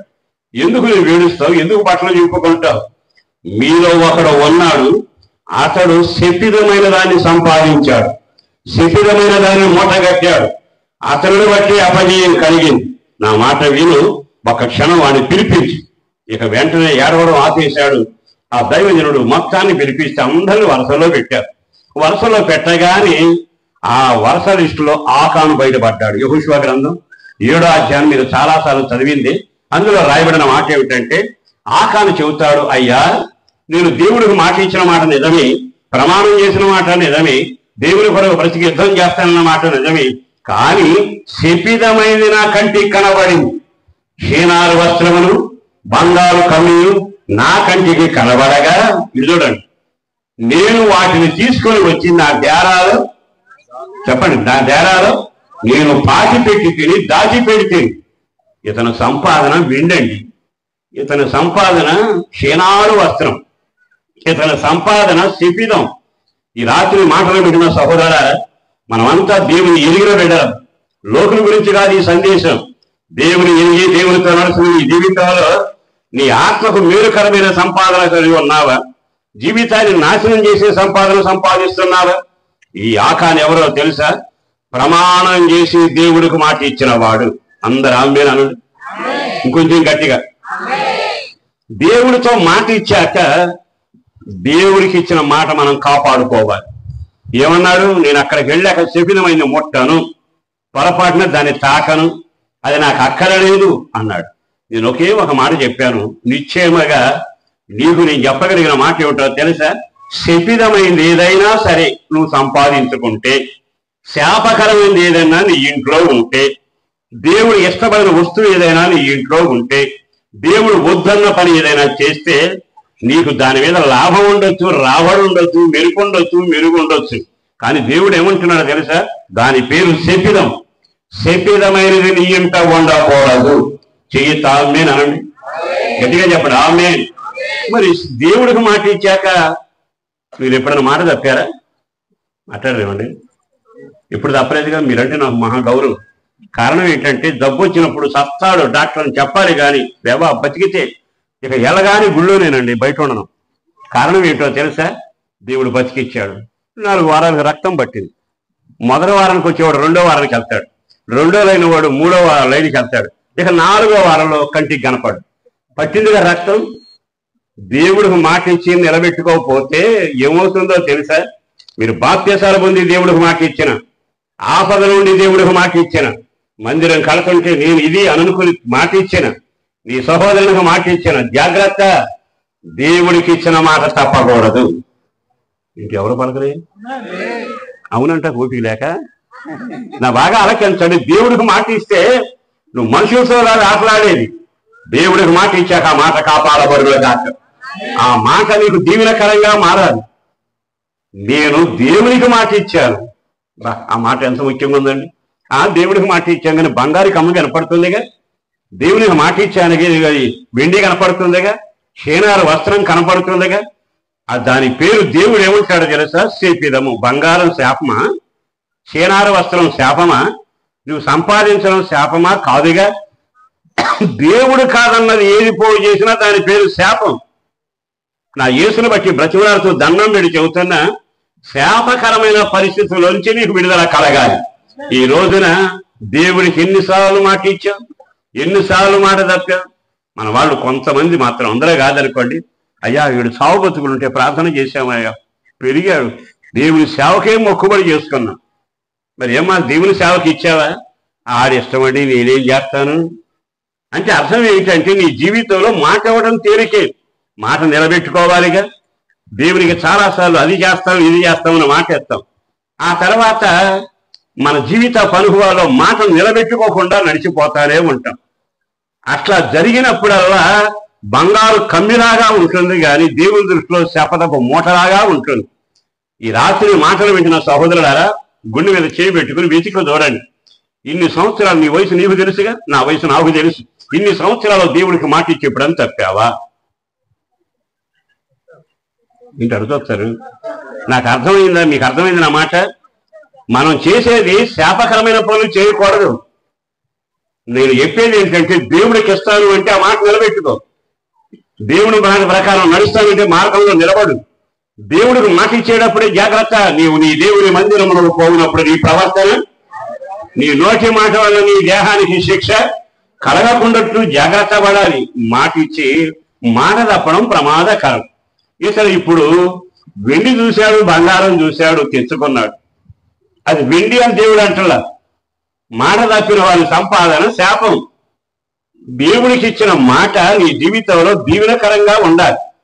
ఆ తర్వాత ఆ శకిలమైన వెండి బంగారాలను తీసుకుని వచ్చి అతగాడికి ఇచ్చి ఆకులు తీసుకుని వెళ్ళి అక్కడ నిలబెట్టి రాళ్లతో కొట్టడితే అందరూ వస్తూ ఉండగా పిల్లలు కేకలు వేశారు. గాడిద పిల్లలు కేకలు వేసే, మందలు కేకలు వేసే, అయ్యా మేం కాదయ్యా ఈ పాపం చేసింది, మేం కాదయ్యా ఈ పాపం చేసింది, అదుగు అతను చేశాడు, అన్యాయంగా మేం బలైపోతున్నాం. జాగ్రత్త. ఈ రాత్రి దేవుని సేవకుడిగా చెబుతున్న ఒక మాట మీరు గమనించండి. నీ వలన నీ కుటుంబానికి దీవెన కలగాలి. నీ వలన నీ కుటుంబం ఆశీర్వదించబడాలి. నిన్ను బట్టి నీ వ్యాపారం దీవించబడాలి. నిన్ను బట్టి నీ పిల్లలు ఉన్నత స్థాయిలో ఉండాలి. నిన్ను బట్టి దేవునికి మహిమ కలగాలి. అంతేకాని నిన్ను బట్టి నీ పిల్లలకు కష్టాలు రాకూడదుగా, నిన్ను బట్టి నీ పిల్లలకు శాపం రాకూడదుగా, నిన్ను బట్టి నీ ప్రజలు వేదనతో ఉండకూడదుగా. ఈ రాత్రి దండం పెట్టి చెబుతున్నాను, మరలా చెబుతున్నా, దేవుని సన్నిధిలో నువ్వేమి సంపాదిస్తున్నావు? ఆకారం బంగారం సంపాదించాను, క్షీణాలు వస్త్రం సంపాదించాను, కప్పుకున్నావా? నీ వాళ్ళకి కట్ట పెట్టావా? వెండిని బంగారంతో ఏదైనా వస్తువులు చేసుకుని ధరించావా? అది అంతా నువ్వు సంపాదించావు కానీ అనుభవించలేదుగా. కన్నీటి చరిత్రగాను కుటుంబానికి నామరూపాలు లేకుండా చేయడానికి ఎంత దారుణంగా ఉంది. ఈ రోజున దండం పెట్టే సేవకుడుగా చెబుతున్న మాట, మీ వ్యక్తిగత జీవితంలో ఎప్పటికైనా మీ సంపాదన మీకు మేలయ్యుండుగాక, అది దీవెనకరంగా ఉండుగాక. మీరు ఏం మూట కడుతున్నారు, ఏం సంపాదిస్తున్నారు? అక్రమం విచ్చితే ఏం పండుతుంది? కీడు విచ్చిన తర్వాత మీరు పండలేగా. ఈ రోజు ఈ మాటలు విన్నాక మీకు చిన్న జరిగిన సంఘటన చెబుతాను. మీరు చాలాసార్లు వినుంటారు నా ప్రసంగాల్లో, మళ్ళా నేను చెబుతున్నాను, జాగ్రత్తగా వినండి. ఓసారి ఒక పట్టణంలో వాకింగ్ చెప్పడానికి వెళ్ళాను. పెద్ద గ్రౌండ్ అండి, హై స్కూల్ గ్రౌండ్. 1000 మంది వచ్చారు జనం. 1000 మందికి వాకింగ్ చెప్పి ప్రార్థనలు చేశాను. చేసి ఆ తర్వాత నెమ్మదిగా నేను ఆ ప్రార్థనలు ముగించాక నా కారు ఎక్కి బయలుదేరి వెళ్తా ఉన్నా. కొంత దూరం వెళ్ళాక అక్కడ ఒక అతను రోడ్డుకి అడ్డంగా వచ్చి కారు ఆపాడు. కారు ఆపితే కారు ఆపి కిందకి దిగి నమస్కారం అండి అన్నాడు. నేను కూడా నమస్కారం అన్నా. నేను విలేకరిని అన్నాను. నేను మరొకసారి నమస్కారం అన్నా. మీతో ప్రార్థన చేయించుకోవాలని కారు ఆపానండి అన్నాడు. సరే, నా అలవాటు ప్రకారం కారు దిగాక అతగారి దగ్గరగా వెళ్ళి నెత్తి మీద చేయి పెట్టి ప్రార్థన చేయబోతాను. అయ్యా మా ఇంటికి వచ్చి ప్రార్థన చేయండి అన్నాడు. 1 గంట దాటిపోయింది. 1 గంటకి ఇళ్ళమ్మడి తిరగడం బాగుండదండి, నేను మీ కొరకు ప్రార్థన చేస్తానండి, ఇదేనండి మా ఇల్లు అన్నాడు. సరే, నెమ్మదిగా కాదని లేక రోడ్డు పక్కనే ఉంది ఇల్లు. ఇద్దరం కలిసి వెళ్తా ఉన్నాం. వెళ్తా ఉండగా నేను విలేకరినండి అన్నాడు. మరొకసారి నమస్కారం అన్నా. ఇంతకీ నేను చెప్పదలిసింది ఏమిటంటే, విలేకరినే గాని ఇంటి పట్టునే ఉంటున్నాను, వీధి ముఖం చూడటం లేదన్నాడు. విలేకరు ఎవడు ఇంట్లో ఉండడు. ఎవడు తెచ్చాడా, ఎవరికి యాక్సిడెంట్ అయిందా, ఎవరిని అరెస్ట్ చేశారా, ఇదే తతంగం. కానీ ఎక్కడికి వెళ్ళాం, ఇంట్లో ఉంటున్నాడేమిటి అనుకున్నాను. తీరా వరండాలోకి వెళ్ళాక లైట్ వేసాడండి.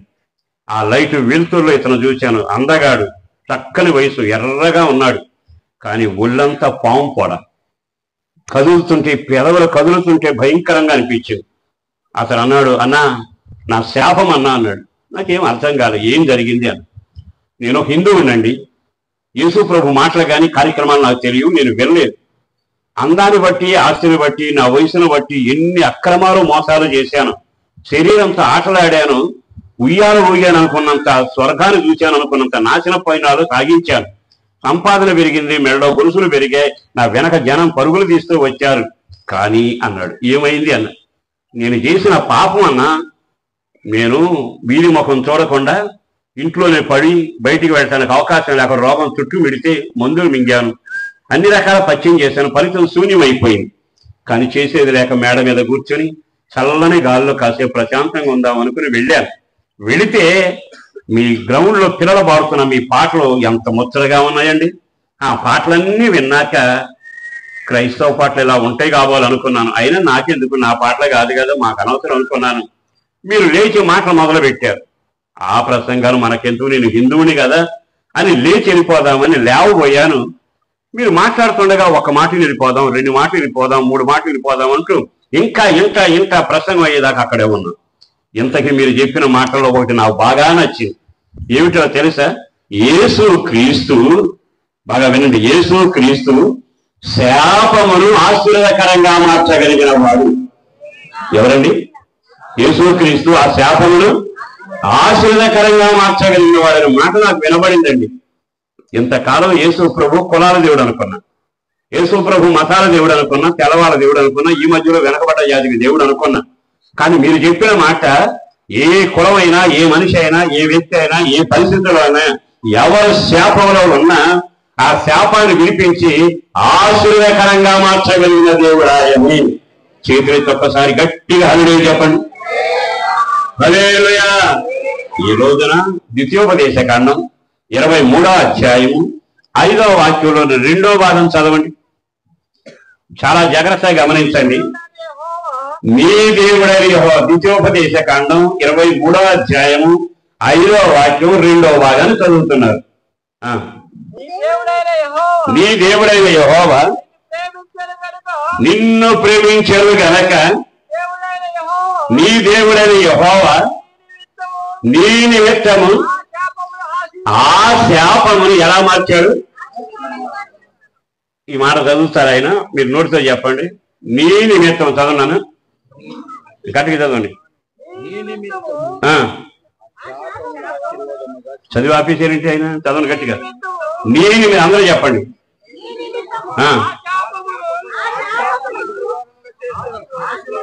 నేను చదువుతానండి. నీ నిమిత్తము ఆ శాపమును ఆశీర్వాదకరంగా మార్చాడు. దేవునికే మహిమ కలుగునగా. ఈ రాత్రి గ్రామ అద్భుతం జరగబోతుంది. కుడి వచ్చిన మిమ్మల్ని నా దేవుడు తాకబోతా ఉన్నాడు.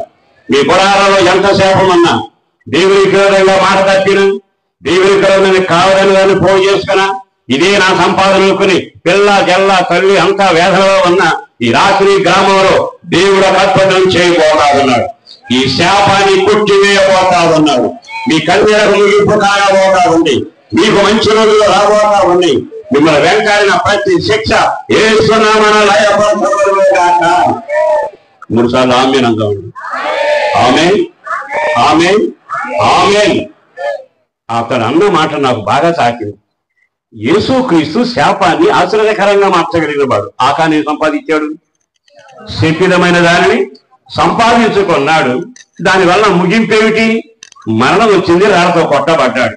నా దేవుడు ఏమంటాడు తెలుసా? శాపాన్ని నిరాశీర్వాదకరంగా మారుస్తా. ఇప్పుడు నువ్వు సంపాదించాల్సింది శాపాన్ని కాదుగా, దీవెన సంపాదించాలి, దేవుని క్షమాపణ సంపాదించాలి, జీవాన్ని సంపాదించాలి. తమ్ముడు అన్నా, నాకు ఒక భార్య ఒక కొడుకున్నారండి అన్న. సరే ప్రార్థన చేస్తాను అన్న. తలుపు తీశాడు. లోపలికి వెళితే భయంకరమైన వాసన. ఆ మంచం మీద పడుకుందండి. చాలా లావుగుందాలి. అదో జబ్బట తగ్గలేదు. లక్షలు ఖర్చు పెట్టారు, చేసేది లేక ఇంటి బట్టలు తీసుకొస్తే బంధువులు కూడా చేసి వెళ్ళిపోయారు. అన్ని తానే చేసుకుంటున్నాడు. నేను అన్నాను, చిన్న ప్రార్థన అక్కడికి వెళ్ళి చేస్తాను అన్న. అక్కడికి వెళ్ళబాకండి అన్న, అన్ని మంచంలోనే అవుతుంది, మీరు ఒక్కసారి ఇప్పటి నుంచే ప్రార్థన చేయమంటే కాదని దగ్గరగా వెళ్ళి ప్రార్థన చేయడం జరిగింది. నీ కొడుకు ఎక్కడంటే ఈ పక్కన గది తాళం తీశాడంటే తలుపు లోపల 21 సంవత్సరాల కొడుకు, తెల్ల పాలరాతి బొమ్మ, ఒంటి మీద బట్టలు, ఇనప గొలుసులతో కట్టేశారు. వెంటనే నన్ను పట్టుకుని ఏడ్చంటాడు. అన్న శాపం అన్న, నేను విచ్చలుడిగా ప్రవర్తించాను, దేవుడని భయం లేకుండా వ్యవహరించాను. నిశ్చయంగా మీరు వాక్యం చెప్పారు కదా, శపితమైన దాన్ని మూట కట్టబాకండి, దాన్ని సంపాదించుకోబాకండి. ఆ మాటలు నన్ను బాగా తాకాయి. ఇదిగో నాకేమో ఒంటి నిండా పొడ, ఆమె కంటి చూపు నోటి మాటలేదు, నెల దాటిపోయింది. అతగాడు చూస్తే ఒంటి మీద బట్ట లేకుండా గొలుసుతో కట్టబడ్డాడు. నాలాంటి జీవితం ఎవ్వడికి రాదని ఏడ్చాడు. ఏడ్చి అన్నాడు, ప్రభు నన్ను కూడా దీవెనకరంగా మారుస్తాడా? నా కన్నీరకు ముగింపు ఉంటుందా? నా శాపం కొట్టివేయబడుతుందా? నేను ఒకే మాట చెప్పాను, దేవుడు మాట ఇచ్చాడు. ఆ మాట ఏముంది? ఆ శాపమును ఆశీర్వాదకరంగా మార్చబోతున్నాడు. చెయ్యి కుడి చెయ్యి పైకి ఆ మాట అనండి. యేసు ఆ శాపమును ఆశీర్వాదకరంగా మార్చబోతున్నాడు. ఆ శాపం ఇంట్లో కన్నీళ్ళ రూపంలో ఉండవచ్చు, ఆ శాపం రోగంగా ఉండవచ్చు, ఆ శాపం ఎంత సంపాదించినా మిగలకపోవచ్చు, ఆ శాపం ఇంట్లో మాటగలవకపోవచ్చు, ఆ శాపం వల్ల వేసిన మంచమే కానీ లేచి నడిచే రోజు లేకుండా మొరగవచ్చు. చరిత్ర ఎంత చీకటిగా దారుణంగా ఉన్నా ఈ శాపానికి ముగింపు కలగబోతా రాకు నా దేవుని రక్త ప్రవాహం జరుగునే కాక. నా దేవుని హస్తం మీ మీద సాగబడును గాక, మీకు మంచి రోజులు మొదలవును గాక. చెయ్యి తామేనంటారు. నేను చిన్న ప్రార్థన చేశాను. అతను ఏడిస్తే నాకు బాధ అనిపించింది. ఒక మాట చెప్పాను, నేను చేయలేనయ్యా, యేసు చేయగలిగిన వాడు. ఆయన వైపు తిరిగి నీ పాపాలు ఒప్పుకో, అన్ని పాపాలను క్షమిస్తాడు, నీకు మంచి రోజులు వస్తాయని ప్రార్థన చేశాను. తర్వాత నేను చిన్నగా ఇంటికి వచ్చాను. మనసంతా వికలమైపోయింది. నేను ఎక్కడికి వెళ్ళినా ఎవరైనా బాధలు చెబితే అవన్నీ వెళ్ళి సంఘంలో చెప్పి, ప్రతిరోజు మందిరంలో ప్రార్థన జరుగుతుంది కనుక ఈ చెప్పిన వినపాలని నేను ప్రార్థన చేస్తానే ఉంటారు. పర్వాలేదు, చోట ఇట్లా జరిగింది అని చెప్పగానే సంఘం అంతా ప్రతిరోజు పగల మందిరంలో ప్రార్థన చేసేవాళ్ళు ప్రార్థన చేస్తానే ఉన్నారు. నేను ఉంటున్న హనుమాన్ జంక్షన్ లో మీకు తెలుసు, ప్రతి నెల 15వ తారీఖు హోల్ నేడు జరుగుతుంది. గత రాత్రి జరిగింది. 1000 మంది సంఖ్య పాల్గొందారు. వాక్యం చెప్పాక ఆ రాత్రి మధ్యరాత్రి వేళ నేను రోగులకు ప్రార్థన చేస్తాను. వేదిక మీద నిలబడ్డా. ఒక ఆయన పరుగున వచ్చి నన్ను గట్టిగా వాటేసుకుని, అన్నా నన్ను గుర్తుపట్టారా అన్నాడు. ఇతను ఎక్కడో చూసినట్టు ఉంది అనుకున్నా. వెంటనే ఏమన్నా తెలుసు, నేను విలేకరుని అన్నా అన్నాడు. అప్పుడు గుర్తొచ్చింది. వెంటనే చొక్కా ఉడదీసి అంటాడు, నా దేహాన్ని చూడండి అన్న. అప్పుడు పాము పొడ అంతా చూశారుగా. నా దేవుడు పసిపిల్ల దేహంగా నన్ను ముట్టి స్వస్థపరిచాడు. దేవుడికి మహిమ కలుగును గాక. మీరు చెప్పినట్టు పాపాలు ఒప్పుకోవడం మొదలు పెట్టాను. శాపాన్ని ఆశ్చర్యకరంగా మార్చే దేవుడు నా మధ్యలో సంచరించాడు. మీ భార్య ఎక్కడ అన్న? పక్కన నిలబడిందండి. సన్నగా ఒరుగు. ఏమైంది అంత లావు మనిషి? డబ్బు తగ్గిందండి. నేను ప్రార్థన చేశాను, నా పాపాలు ఒప్పుకున్నాను, నీ విరిచిన ప్రార్థన చేసి నువ్వు రాశాను, ప్రభు కార్యం చేశాడు. వారానికి కళ్ళు తెరిచింది. 2 వారాలకి తన పని తను చేసుకోవడం మొదలుపెట్టింది. 3వ వారానికి మాకు అంత వండి పెట్టడం మొదలుపెట్టింది. ఇప్పుడు ఆ నెలలో రావాలనుకున్నాం, వీలు కాలేదు. ఇప్పుడు వచ్చాం. ఇదిగో నీ కొడుకు ఏడండి పక్కన ఇన్షర్ట్ చేసుకుని ఉన్నాడండి. ఎంత అందగాడు, బ్రహ్మాండంగా ఉన్నాడు. నాకు అనిపించింది, ఈ శాపాన్ని నేను కొట్టివేశాను, ఈ శాపాన్ని నేను స్వస్థపరిచాను. నేను ప్రకటిస్తున్న యేసు స్వస్థపరచగలిగిన వాడు, నేను ప్రకటిస్తున్న యేసు శాపాన్ని కొట్టివేయగలిగిన వాడు. నువ్వేం సంపాదించుకుంటున్నావు? దేహానికి ఏం సంపాదిస్తున్నావు? నీ పిల్లలకి ఏం సంపాదిస్తున్నావు? నీ కుటుంబానికి ఏం సంపాదిస్తున్నావు? ఒకసారి ఆగి ఆలోచించు. నీ సంపాదన నీకు మేలు కలుగ చేయునగాక. నీ సంపాదన పిల్ల ధరానికి దీవెన కలుగునగాక. జీవితంలో తారుమారును సంపాదిస్తావా? భయంకరంగా బాబేలు గోపురాన్ని పెట్టుకుని జీవితంలో పేరు సంపాదిస్తానని చల్లా చెదిరైపోతావా? లోకమంతా సంపాదించుకుని ప్రాణం పోగొట్టుకుని నరకాన్ని విడిన ధనవంతులాగా మిగిలిపోతావా? పింగాణి దొరికిందంటే వెళ్ళిపోతాగా, లోకమంతా వచ్చిందంటే ఆత్మ నశిస్తుందిగా. ఆ తర్వాత నీ జీవితంలో శిథిలమైన దాన్ని మూట కట్టబాకు. మన దేవుడు వెండి ఇవ్వలేడా?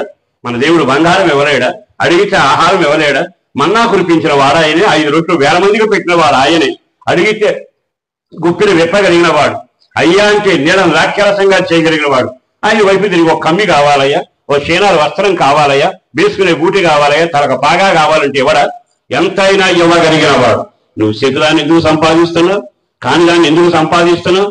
అక్రమ సంపాదనకి ఎందుకు వెళ్తున్నావు? అక్రమ సంబంధంతో ఎందుకు ఊరేగుతున్నావు? ఇతరులు కీడు చేసి ఎందుకు మూట కడుతున్నావు?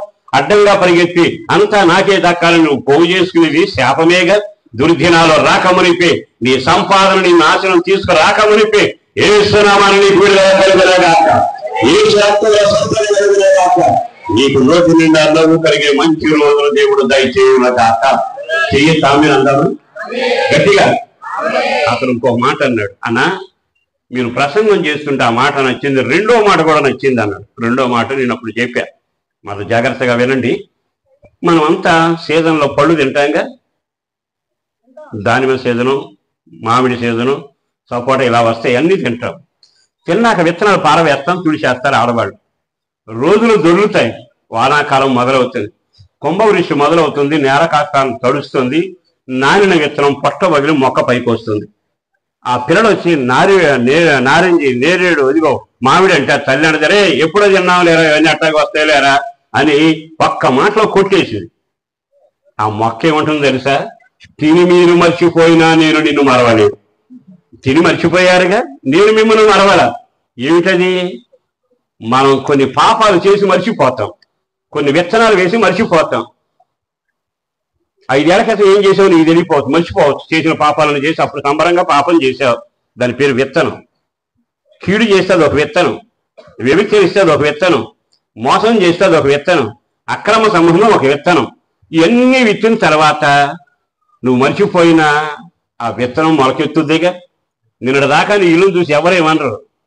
1 సంవత్సరం అయ్యాక పలానా వాకిట్లో తుమ్మ చెట్టు ఉంది, మొన్నటిదాకా కనపడదు, అప్పుడు బయటకు వచ్చిందిగా.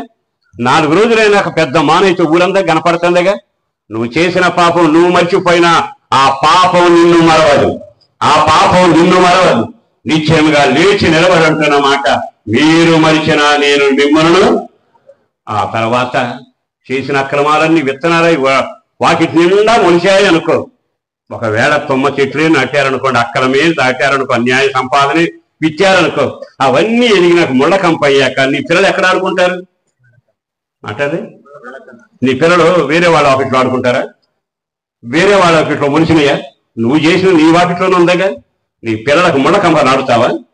నీ పిల్ల తరాన దీవెన సంపాదించవలసిన భక్తిపరుడా, దైవ సంబంధంగా నడిచే వ్యక్తి నీ పిల్లలకి ఎందుకు భయంకరమైన పరిస్థితిని కనిపిస్తున్నా? ఆ మధ్య ఒక ఆయన అన్నాడు, ఆడికి చెప్పేవండి వినలేదు, విచ్చలవిడిగా ప్రవర్తించాడు, బతిలాడాడు, నా ఇష్టం నా స్థాయిలో నా ఇష్టం అని విచ్చలవిడిగా వ్యవహరించాడు. ఆడు చచ్చాడు, వాళ్ళ పిల్లం కూడా చచ్చిపోయింది. పాపం అవంశం ఎరగిన పిల్లలు ఉన్నారండి, వాళ్ళు అనుభవిస్తున్నారు దిక్కులేని పిల్లలాగా. తండ్రి వాళ్ళకి ఏమి ఇచ్చాడు? దండం పెడుతున్న తల్లిదండ్రుల, నాకన్నా పెద్దవాళ్ళు చిన్నవాళ్ళు ఉన్నారు.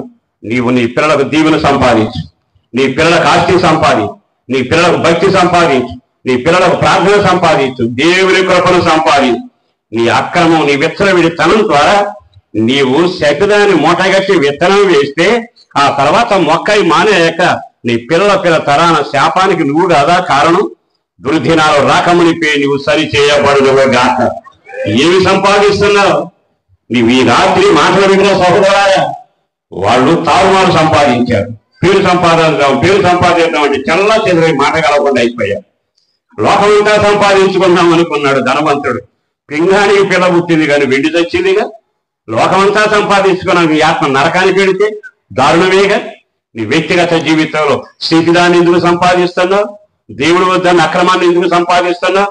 ఈ రోజైనా ఈ మాటలు విన్నాకైనా ఒక సేవకుడిగా బ్రతిమలాడుతూ చెప్పగలిగిన మాట, వీటన్నిటిని విడిచి వాస్తవమైన జీవాన్ని సంపాదించుగాక.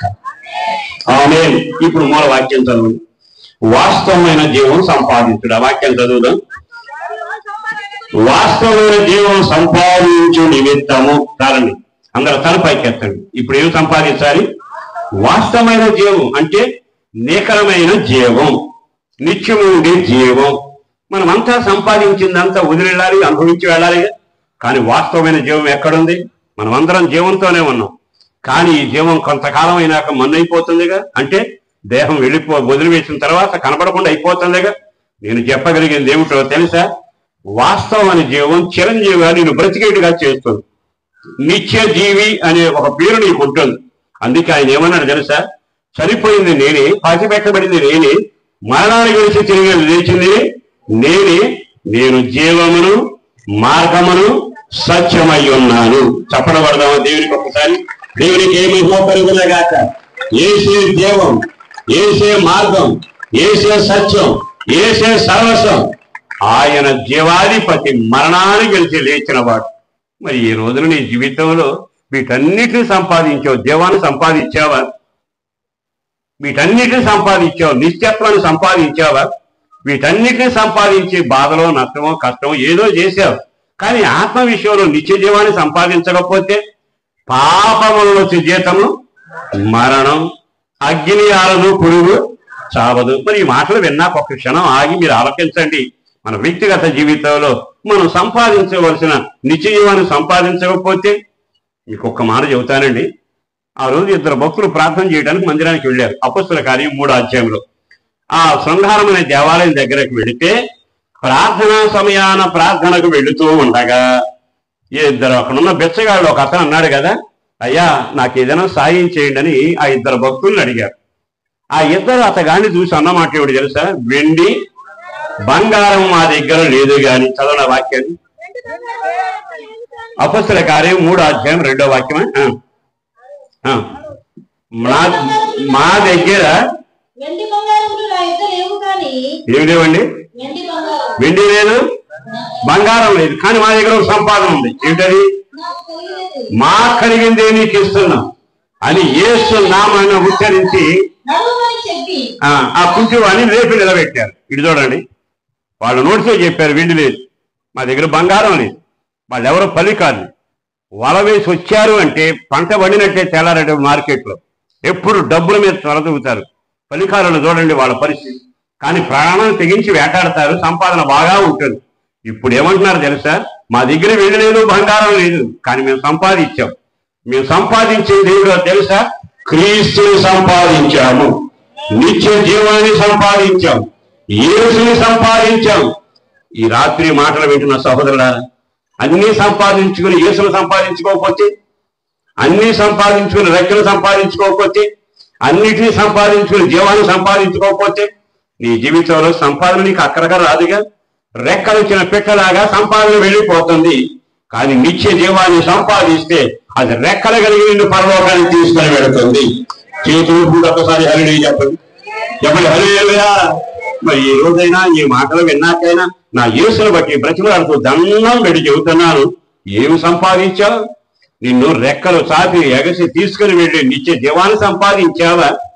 నిన్ను వదిలిపోయే రెక్కలు ఊడిపోయిన పిట్టలాగా పతనానికి వెళ్లే జీవితాన్ని సంపాదించావా? వీళ్ళు అంటున్న మాట, మేము వాస్తవమైన జీవాన్ని సంపాదించాం, మేము యేసుని సంపాదించాం, యేసు జీవాన్ని సంపాదించాం. ఈ రాత్రి మాటలు విన్న సహోదరులారా, అనేకసారి వాక్యాన్ని విన్నా, అనేక మంది దైవజనులు వాక్యం చెప్పిన మరలా పరిశుద్ధాత్మ ఈ రాత్రి ఇంకో మాట్లాడుతున్నారు. కన్ను సాధించక మునిపే, కన్ను మూతపడక మునిపే, ప్రయాణం ఆగక మునిపే ఒక్క క్షణం ఆగి ఏ వయసులోనైనా నేను సంపాదించాల్సింది ఏమిటి? యేసును సంపాదించడమే కాక. అందరూ ఆమేనండి. యేసును సంపాదించడమే కాక, వాస్తవ జీవాన్ని సంపాదించడమే కాక, నిత్య జీవాన్ని సంపాదించడమే కాక, నీకు నీ జీవితంలో సంపాదన అతి విలువైంది నిత్య జీవము. అయితే మీరు అడగవచ్చు, ఇంతకీ ఎక్కడ దొరుకుద్దండి? నిత్య జీవం ఎక్కడ దొరుకుద్దో చెప్పనా? యోహాను సువార్త 5వ అధ్యాయము 24, 25 చాలా తేడాగా రాయబడిన మాట. యోహాను సువార్త 5వ అధ్యాయము 24, 25. నా మాట విని ఎవరి యందు? ఆ వాక్యం చెబుతున్న మాట, ఏం చెబుతున్న మాట? నా యందు విశ్వాసం ఉంచిన వాడు. వినండి, మనుషులు విశ్వసిస్తాం, డాక్టర్ యందు నమ్మకం చూపుతాం, కాంట్రాక్టులు నమ్ముతాం, ఇల్లు కట్టే మేస్త్రిని నమ్ముతాం, ఓ రకంగా అందరూ నమ్ముతాం. కానీ యేసును నమ్మావా? యేసును విశ్వసించావా? యేసును విశ్వసించండి. రోజు ప్రార్థన చేస్తున్నానుగా. డాక్టర్ దగ్గరికి వెళ్ళినప్పుడు పూర్తిగా డాక్టర్కి అప్పగించుకుంటారు, మీదేనండి ఏం చేస్తారో చేయమని. మరి అట్లాగే నీ జీవితానికి ప్రాణదాత ఉన్నాడుగా, నీ జీవితానికి జీవనదాత ఉన్నాడుగా. ఆయనకు పూర్తిగా నీవు అప్పగించుకొని ఎప్పుడైతే ఆయన సంపాదించగలనుకుంటావు ఆయన మాట వినాలి. విని దాని ప్రకారం నడిచేవాడు అట్టివాడు తీర్పులోనికి రాక మరణములో నుండి, ఆ వాక్యం మళ్ళా గట్టి చదవండి. నా మాట విని నన్ను పంపిన వారి యందు విశ్వాసం ఉంచి నిత్య జీవము కలిగిన వాడు. ఇప్పుడు తీయతాను ఇంకా గట్టిగా, యేసును విశ్వసించిన వాడు నిత్య జీవం సంపాదించాడు. యేసుని నమ్మి పాపాలు ఒప్పుకొని బాప్తిసం పొందిన వాడు నిత్య జీవాన్ని సంపాదించాడు. ఈ రోజు ఈ మాటలు విన్న సహోదరులారా, మీరు ఎవరినో పోల్చుకోవాకండి, పక్కన వాళ్ళని పలకరించవాకండి. వాక్యం అర్థం ముందు నిలబడండి.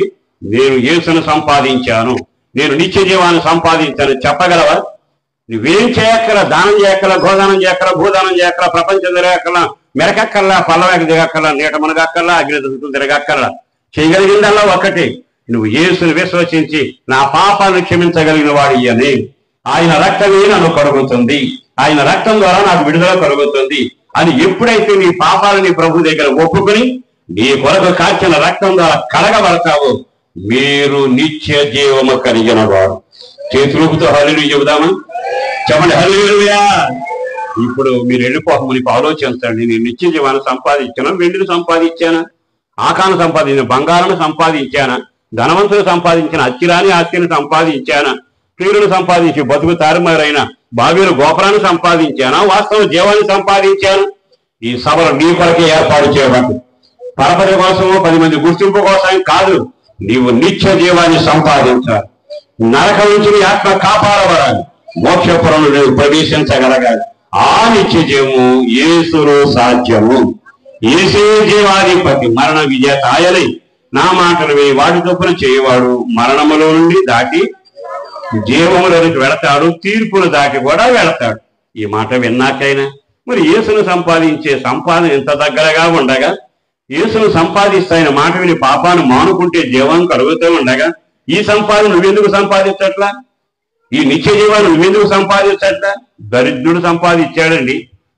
మొక్క ఉన్నా లేకపోయినా, కురుపులు ఉన్నా లేకపోయినా, కుక్కలు నాకుతున్నా పర్వాలేదు, 10 మందిలో విలువ లేకపోయినా నా యేసుని నేను సంపాదించాలి, నిత్య జీవాన్ని సంపాదించాలి. కాలం దొరక మునిపి, కాలు దొరక మునిపి ఆలోచించాల్సిన విషయం ఇది. నెమ్మదిగా యేసును సంపాదించుకున్నవాడు సంపాదన లోకాన్ని సంపాదించి ఇద్దరు కనపడుతున్నారుగా. వీడు అగ్నిగుండానికి వెళ్ళి కళ్ళు తేడ వేస్తూ కేకలు వేస్తున్నాడు. దేవుని జ్యోతుల చేత అసలు కొనిపోబడ్డాడు.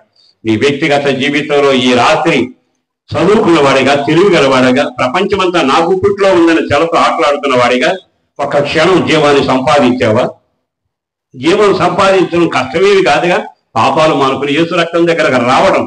వారు సంపాదించుకున్నాడు వాస్తవమైన జీవం, వాడు సంపాదించారు నిత్య జీవం. అందుకేగా యవనస్తులు పరిగెత్తుకొచ్చి, అయ్యా బోధకుడా నిత్య జీవం వారసుడు నేనేం చేయాలి అన్నాడు. యేసు ప్రభు ఏమన్నాడు? అబద్ధం ఆడబాకు, దొంగతనం చేయబాకు, నిన్ను మరి నీ పొరుగు వారిని ప్రేమించు, తల్లిదండ్రులు సన్మానించాలని చెబితే ఇవన్నీ చిన్నప్పటి నుంచి చేస్తానా అంటే డౌట్ లేకుండా వెళ్ళిపోతా. కానీ ఆయన ఏమన్నాడు తెలుసా? నీకు ఇంకా ఒకటి కుదురుగా ఉన్నది. ఈ రాత్రి ఊరంతా నీది, బలగం ఉంది, తెలివి ఉంది, డబ్బు ఉంది, మహా మేధాశక్తి ఉంది. కానీ పరలోకానికి వెళ్ళి తలుపు తీయబట్టడానికి నీ పేరు అక్కడ రాయబడకపోతే, అన్నీ ఉండి ఆయువు లేకపోతే, అన్నీ ఉండి నీ గాలి లేకపోతే, నిత్య జీవం లేకపోతే, ఈ మాటలు విన్నాకైనా ఒక సేవకుడిగా బ్రతిమలాడుతున్నాడు. ప్రభు ఇచ్చిన అవకాశాన్ని బట్టి మిమ్మల్ని చూడటం, మీ గ్రామంలో అడుగుపెట్టడం, ఈ రాత్రి ఒక అద్భుతం ఈ జీవితాల్లో జరగబోతాడు. ఈ కుటుంబాల్లో దేవుడు చేయబోతాడు అన్నాడు. లోకమించిన ఘనకార్యం జరగబోతుంది. మీరు యేసుని సంపాదించుదురుగాక. రెండో మాట చెబుతానని ముగిస్తాను. ఈ లోకంలో కొంతకాలం బ్రతుకుతాం. అందరు నా వైపు చూడండి. బ్రతికినంత కాలం ఈ దేహంలో మనం ఊరిగుతా ఉంటాం. ఇది మన నివాసం. దేహం మనకు నివాసం. ఈ నివాసాన్ని పోషిస్తాం. దీనికి ఎంత తిండి పెడతాం తెలుసా? నా వైపు చూడండి.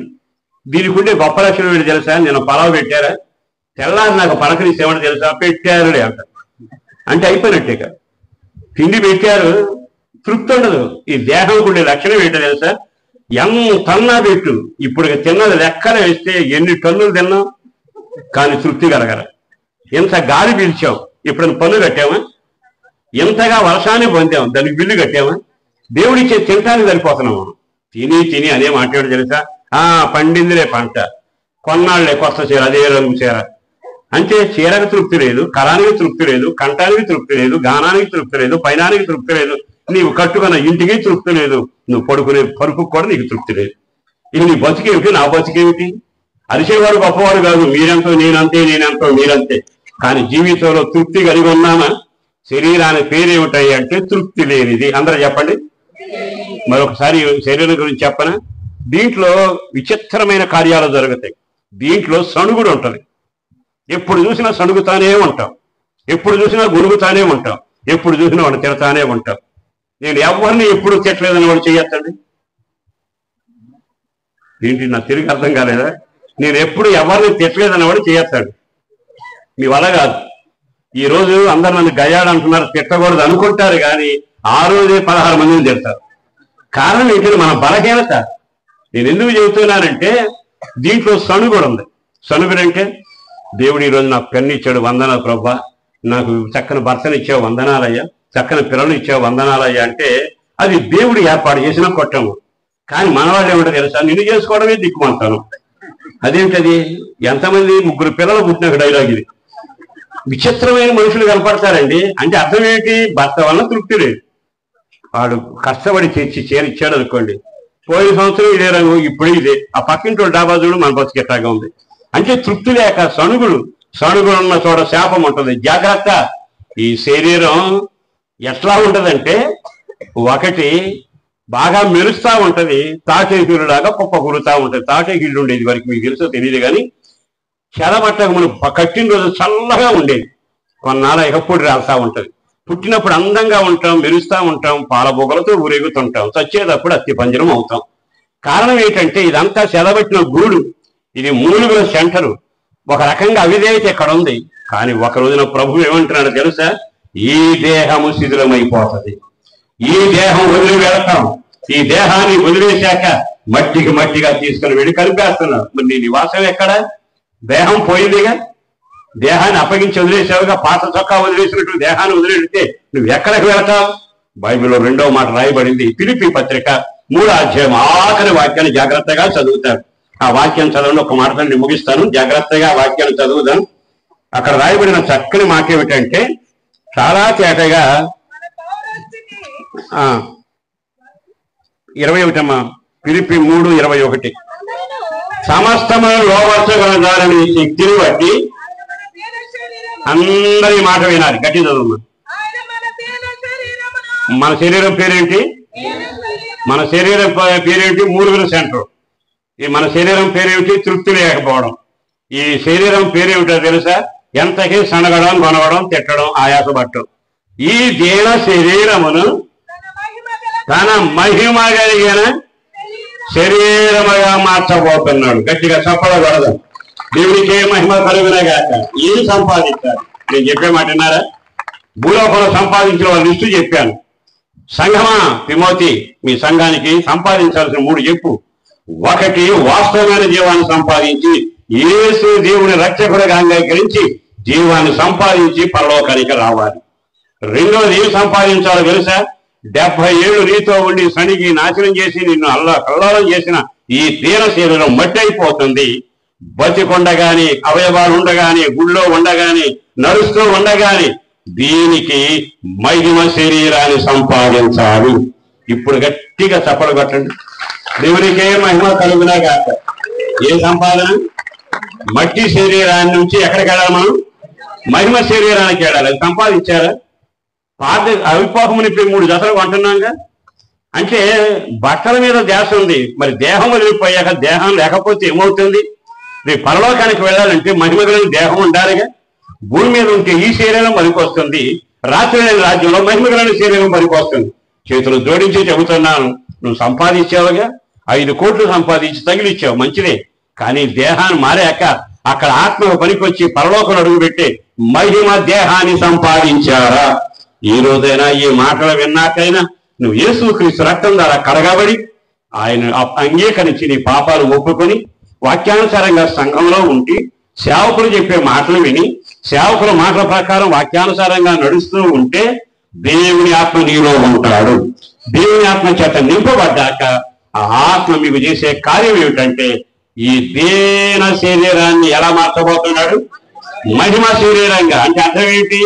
యేసు ఎలా ఉన్నాడో నేను అలా ఉంటాను, యేసు ఎలా ఉన్నారో సేవకులు అలాగే ఉంటారు, యేసు ఎలా ఉన్నారో మీరు అలాగే ఉంటారు. కారణం ఏమిటో తెలుసా?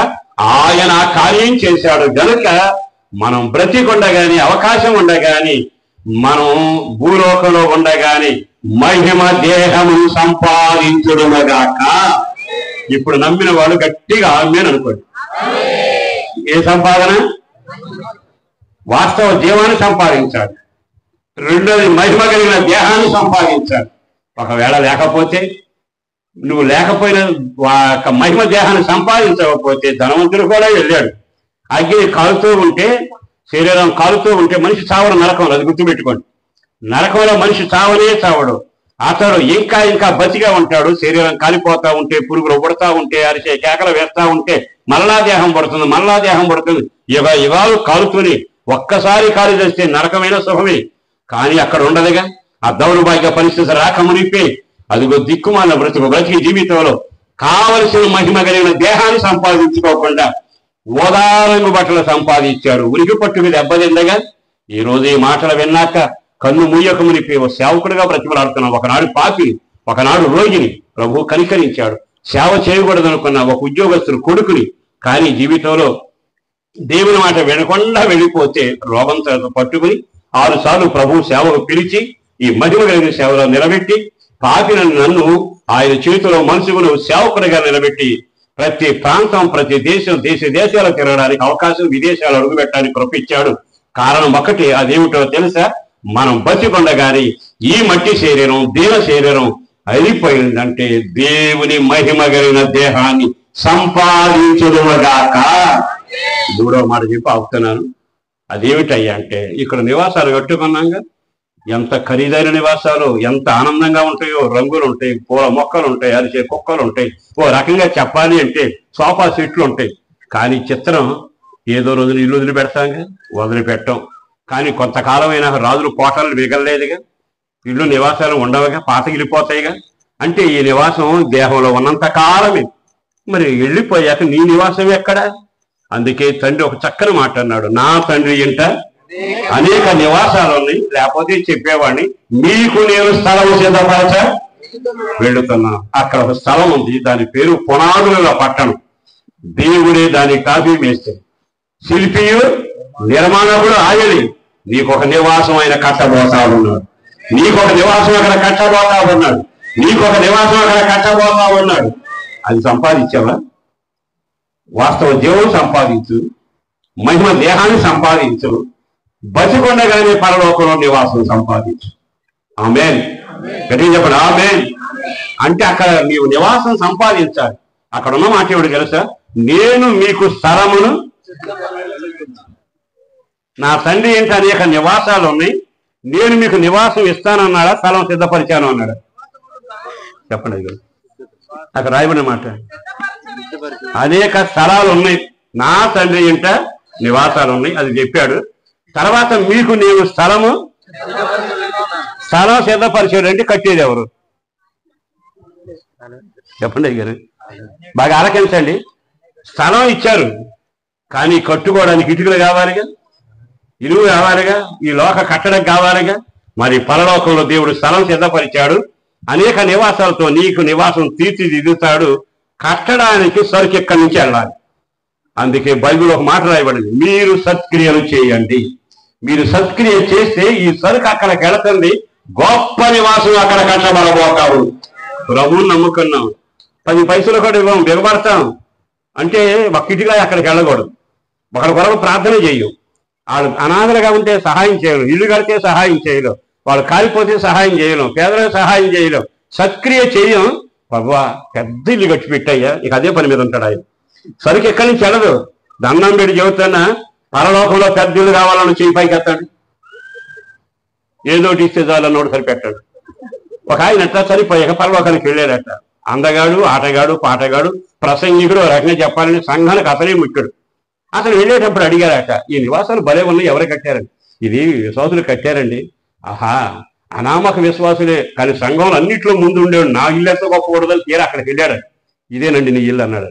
ఇదేంటి నా ఇల్లు ఉంటుంది, నేను ఎవరిని, నా స్థాయి ఏమిటి, నా పరపతి ఏమిటి, నా డబ్బు ఏమిటి, నా రాగం ఏంటి, నా పల్లవి ఏంటి అన్నాడు. నీకు పల్లవ వచ్చు, రాగం వచ్చు, తాళం వచ్చు, డోరు కొట్టడం వచ్చు, దేవుని కొరకు పైసా ఖర్చు పెట్టినోడు కాదు. కనుక నీవు చేసిన సత్క్రియ ఇక్కడ వచ్చింది. ఇది ఎవరు మాట్లాడరు?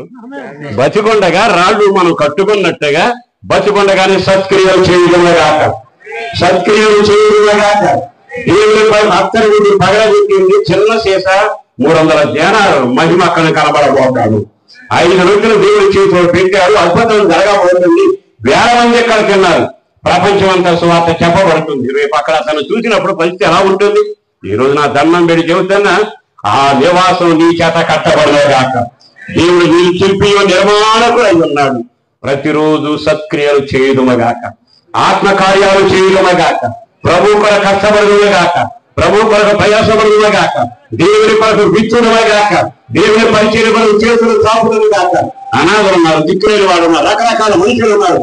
వారందరి కొరకు నువ్వు ఏది చేసినా గిన్నెడు చన్నీళ్లకు ఆయన మర్చిపోయే దేవుడు. నిత్యముగా నీవు చేసిన సత్క్రియలే అక్కడ పెద్ద నివాసం నీకు కట్టబడుగాక.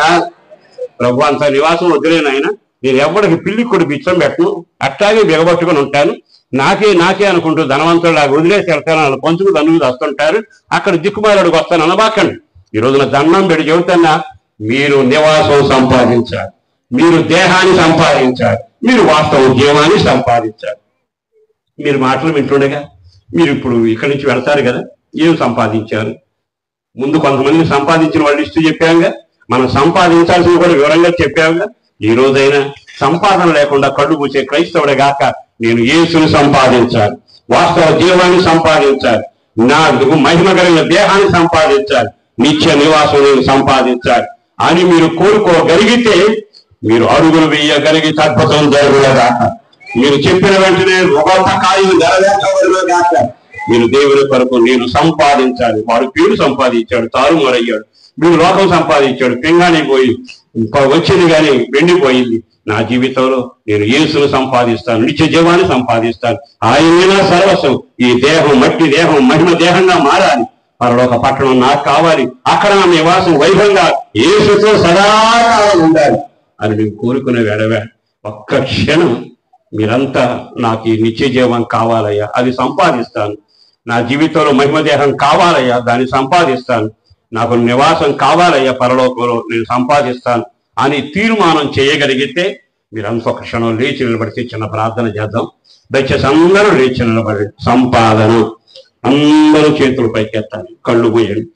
ఎవరికి వాడు ఒక్క క్షణం దేవుని వైపు చూడండి, మనుషుల వైపు చూడబాకండి. మీరు కళ్ళు మూయండి, సెల్ల చూడబాకండి, అప్పుడు తిరగబాకండి. విలువైన సమయం.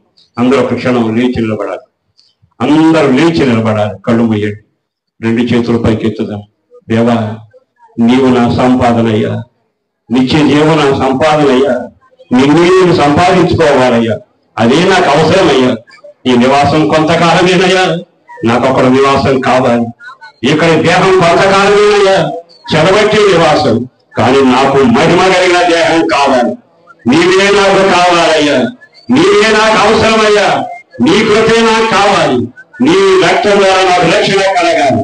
ఒక్క క్షణం ఆయన వైపు తీరి చూడగలరా? ఒక్క క్షణం నీ కొరకు రక్తం కార్చిన వాడు ఆయన శిలువలో వేలాడుతూ ఉన్నాడు. ఆయన రక్తం నీ కొరకు దారదారగా కాచబడుతుంది. ఆయన రక్తంలో కడగబడతావా? ఆయన రక్తంలో కడగబడతావా? నీ జీవితాన్ని మార్చుకుంటావా? క్రైస్తవులైనా క్రైస్తవేతరులైనా ఈ రాత్రి మాట్లాడిన తర్వాత సంపాదన లేకుండా ఇంటికి వెళ్ళవా? సంపాదించడం చేతగా ఇంటికి వెళ్ళవా? దేహాన్ని వదలకు నింపి మన నివాసాలకు వెళ్ళకు నింపి సంపాదన పనులుగా వెళుతున్నగాక. యేసుని సంపాదిద్దాం, నిత్య జీవాన్ని సంపాదిద్దాం, నిత్యమైన మహిమ దేహాన్ని సంపాదిద్దాం, పరలోకంలో నిత్యత్వం కలిగిన నివాసాన్ని సంపాదిద్దాం. అది నాకు కావాలయ్యా, అది నాకు కావాలయ్యా అని కోరుకునేవాడు నీ కొరకు కృప చూపే దేవుడిని ఎదురుగా నిలబడి ఉంటుండగా ఆయన రక్తం ద్వారా కడగబడ్డారా? ఆయన వాక్యానుసారంగా సంఘంలో నాటబడ్డారా? సేవకులను వెంబడిస్తున్నారా?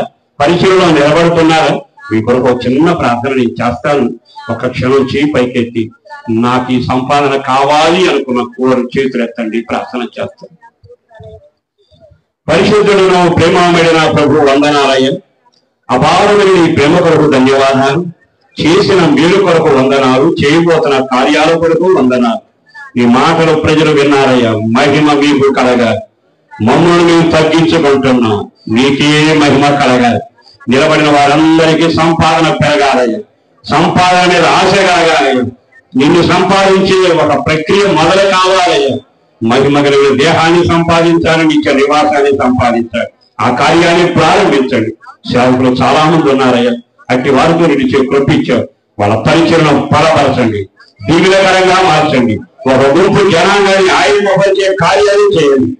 ఈ కూడిక ఏర్పాటు చేసిన కుటుంబీకుల కొరకు, సేవకుల కొరకు, ఈ ప్రాంత సేవకుల కొరకు ప్రార్థన చేస్తున్నాం. ప్రతి వారి మీద నుంచి చాపబడినా గాక, ప్రతి వారి మీద శాపబడినా గాక, పిల్లలు ఆశీర్వదించబడినా గాక, వాళ్ళకి ఆరోగ్యం కలగాలి, ఎదిగే అనుభవం కలగాలి, ఎదిగిన పిల్లలకు వివాహాలు జరగాలి, అలాగే వాళ్ళ రక్షణ భాగ్యం కలగాలి, వాళ్ళ చదువులో కాలేజీ సీట్లు దొరకాలి, ఎదిగిన పిల్లల వివాహం, సంతానం లేని వారికి సంతానం కలగాలయ్యా, రోగులకు స్వస్థత కలగాలి, కృంగిన వారు లేపబడాలి, ఆయుధుల వారికి ఉద్యోగం పడాలి, రక్షణ లేని వారికి నిశ్చయకరమైన రక్షణ భాగ్యం కలగాలయ్యా. పేరు పేరున ఎక్కడ నిలబడిన వారందరి మీద మీ చెవి చాపబడాలి, మీ దీవుల చేత నింపబడాలి. ఈ గ్రామానికి మేలు బలమైన కార్యాలు జరిగించి మీరు ఆకడ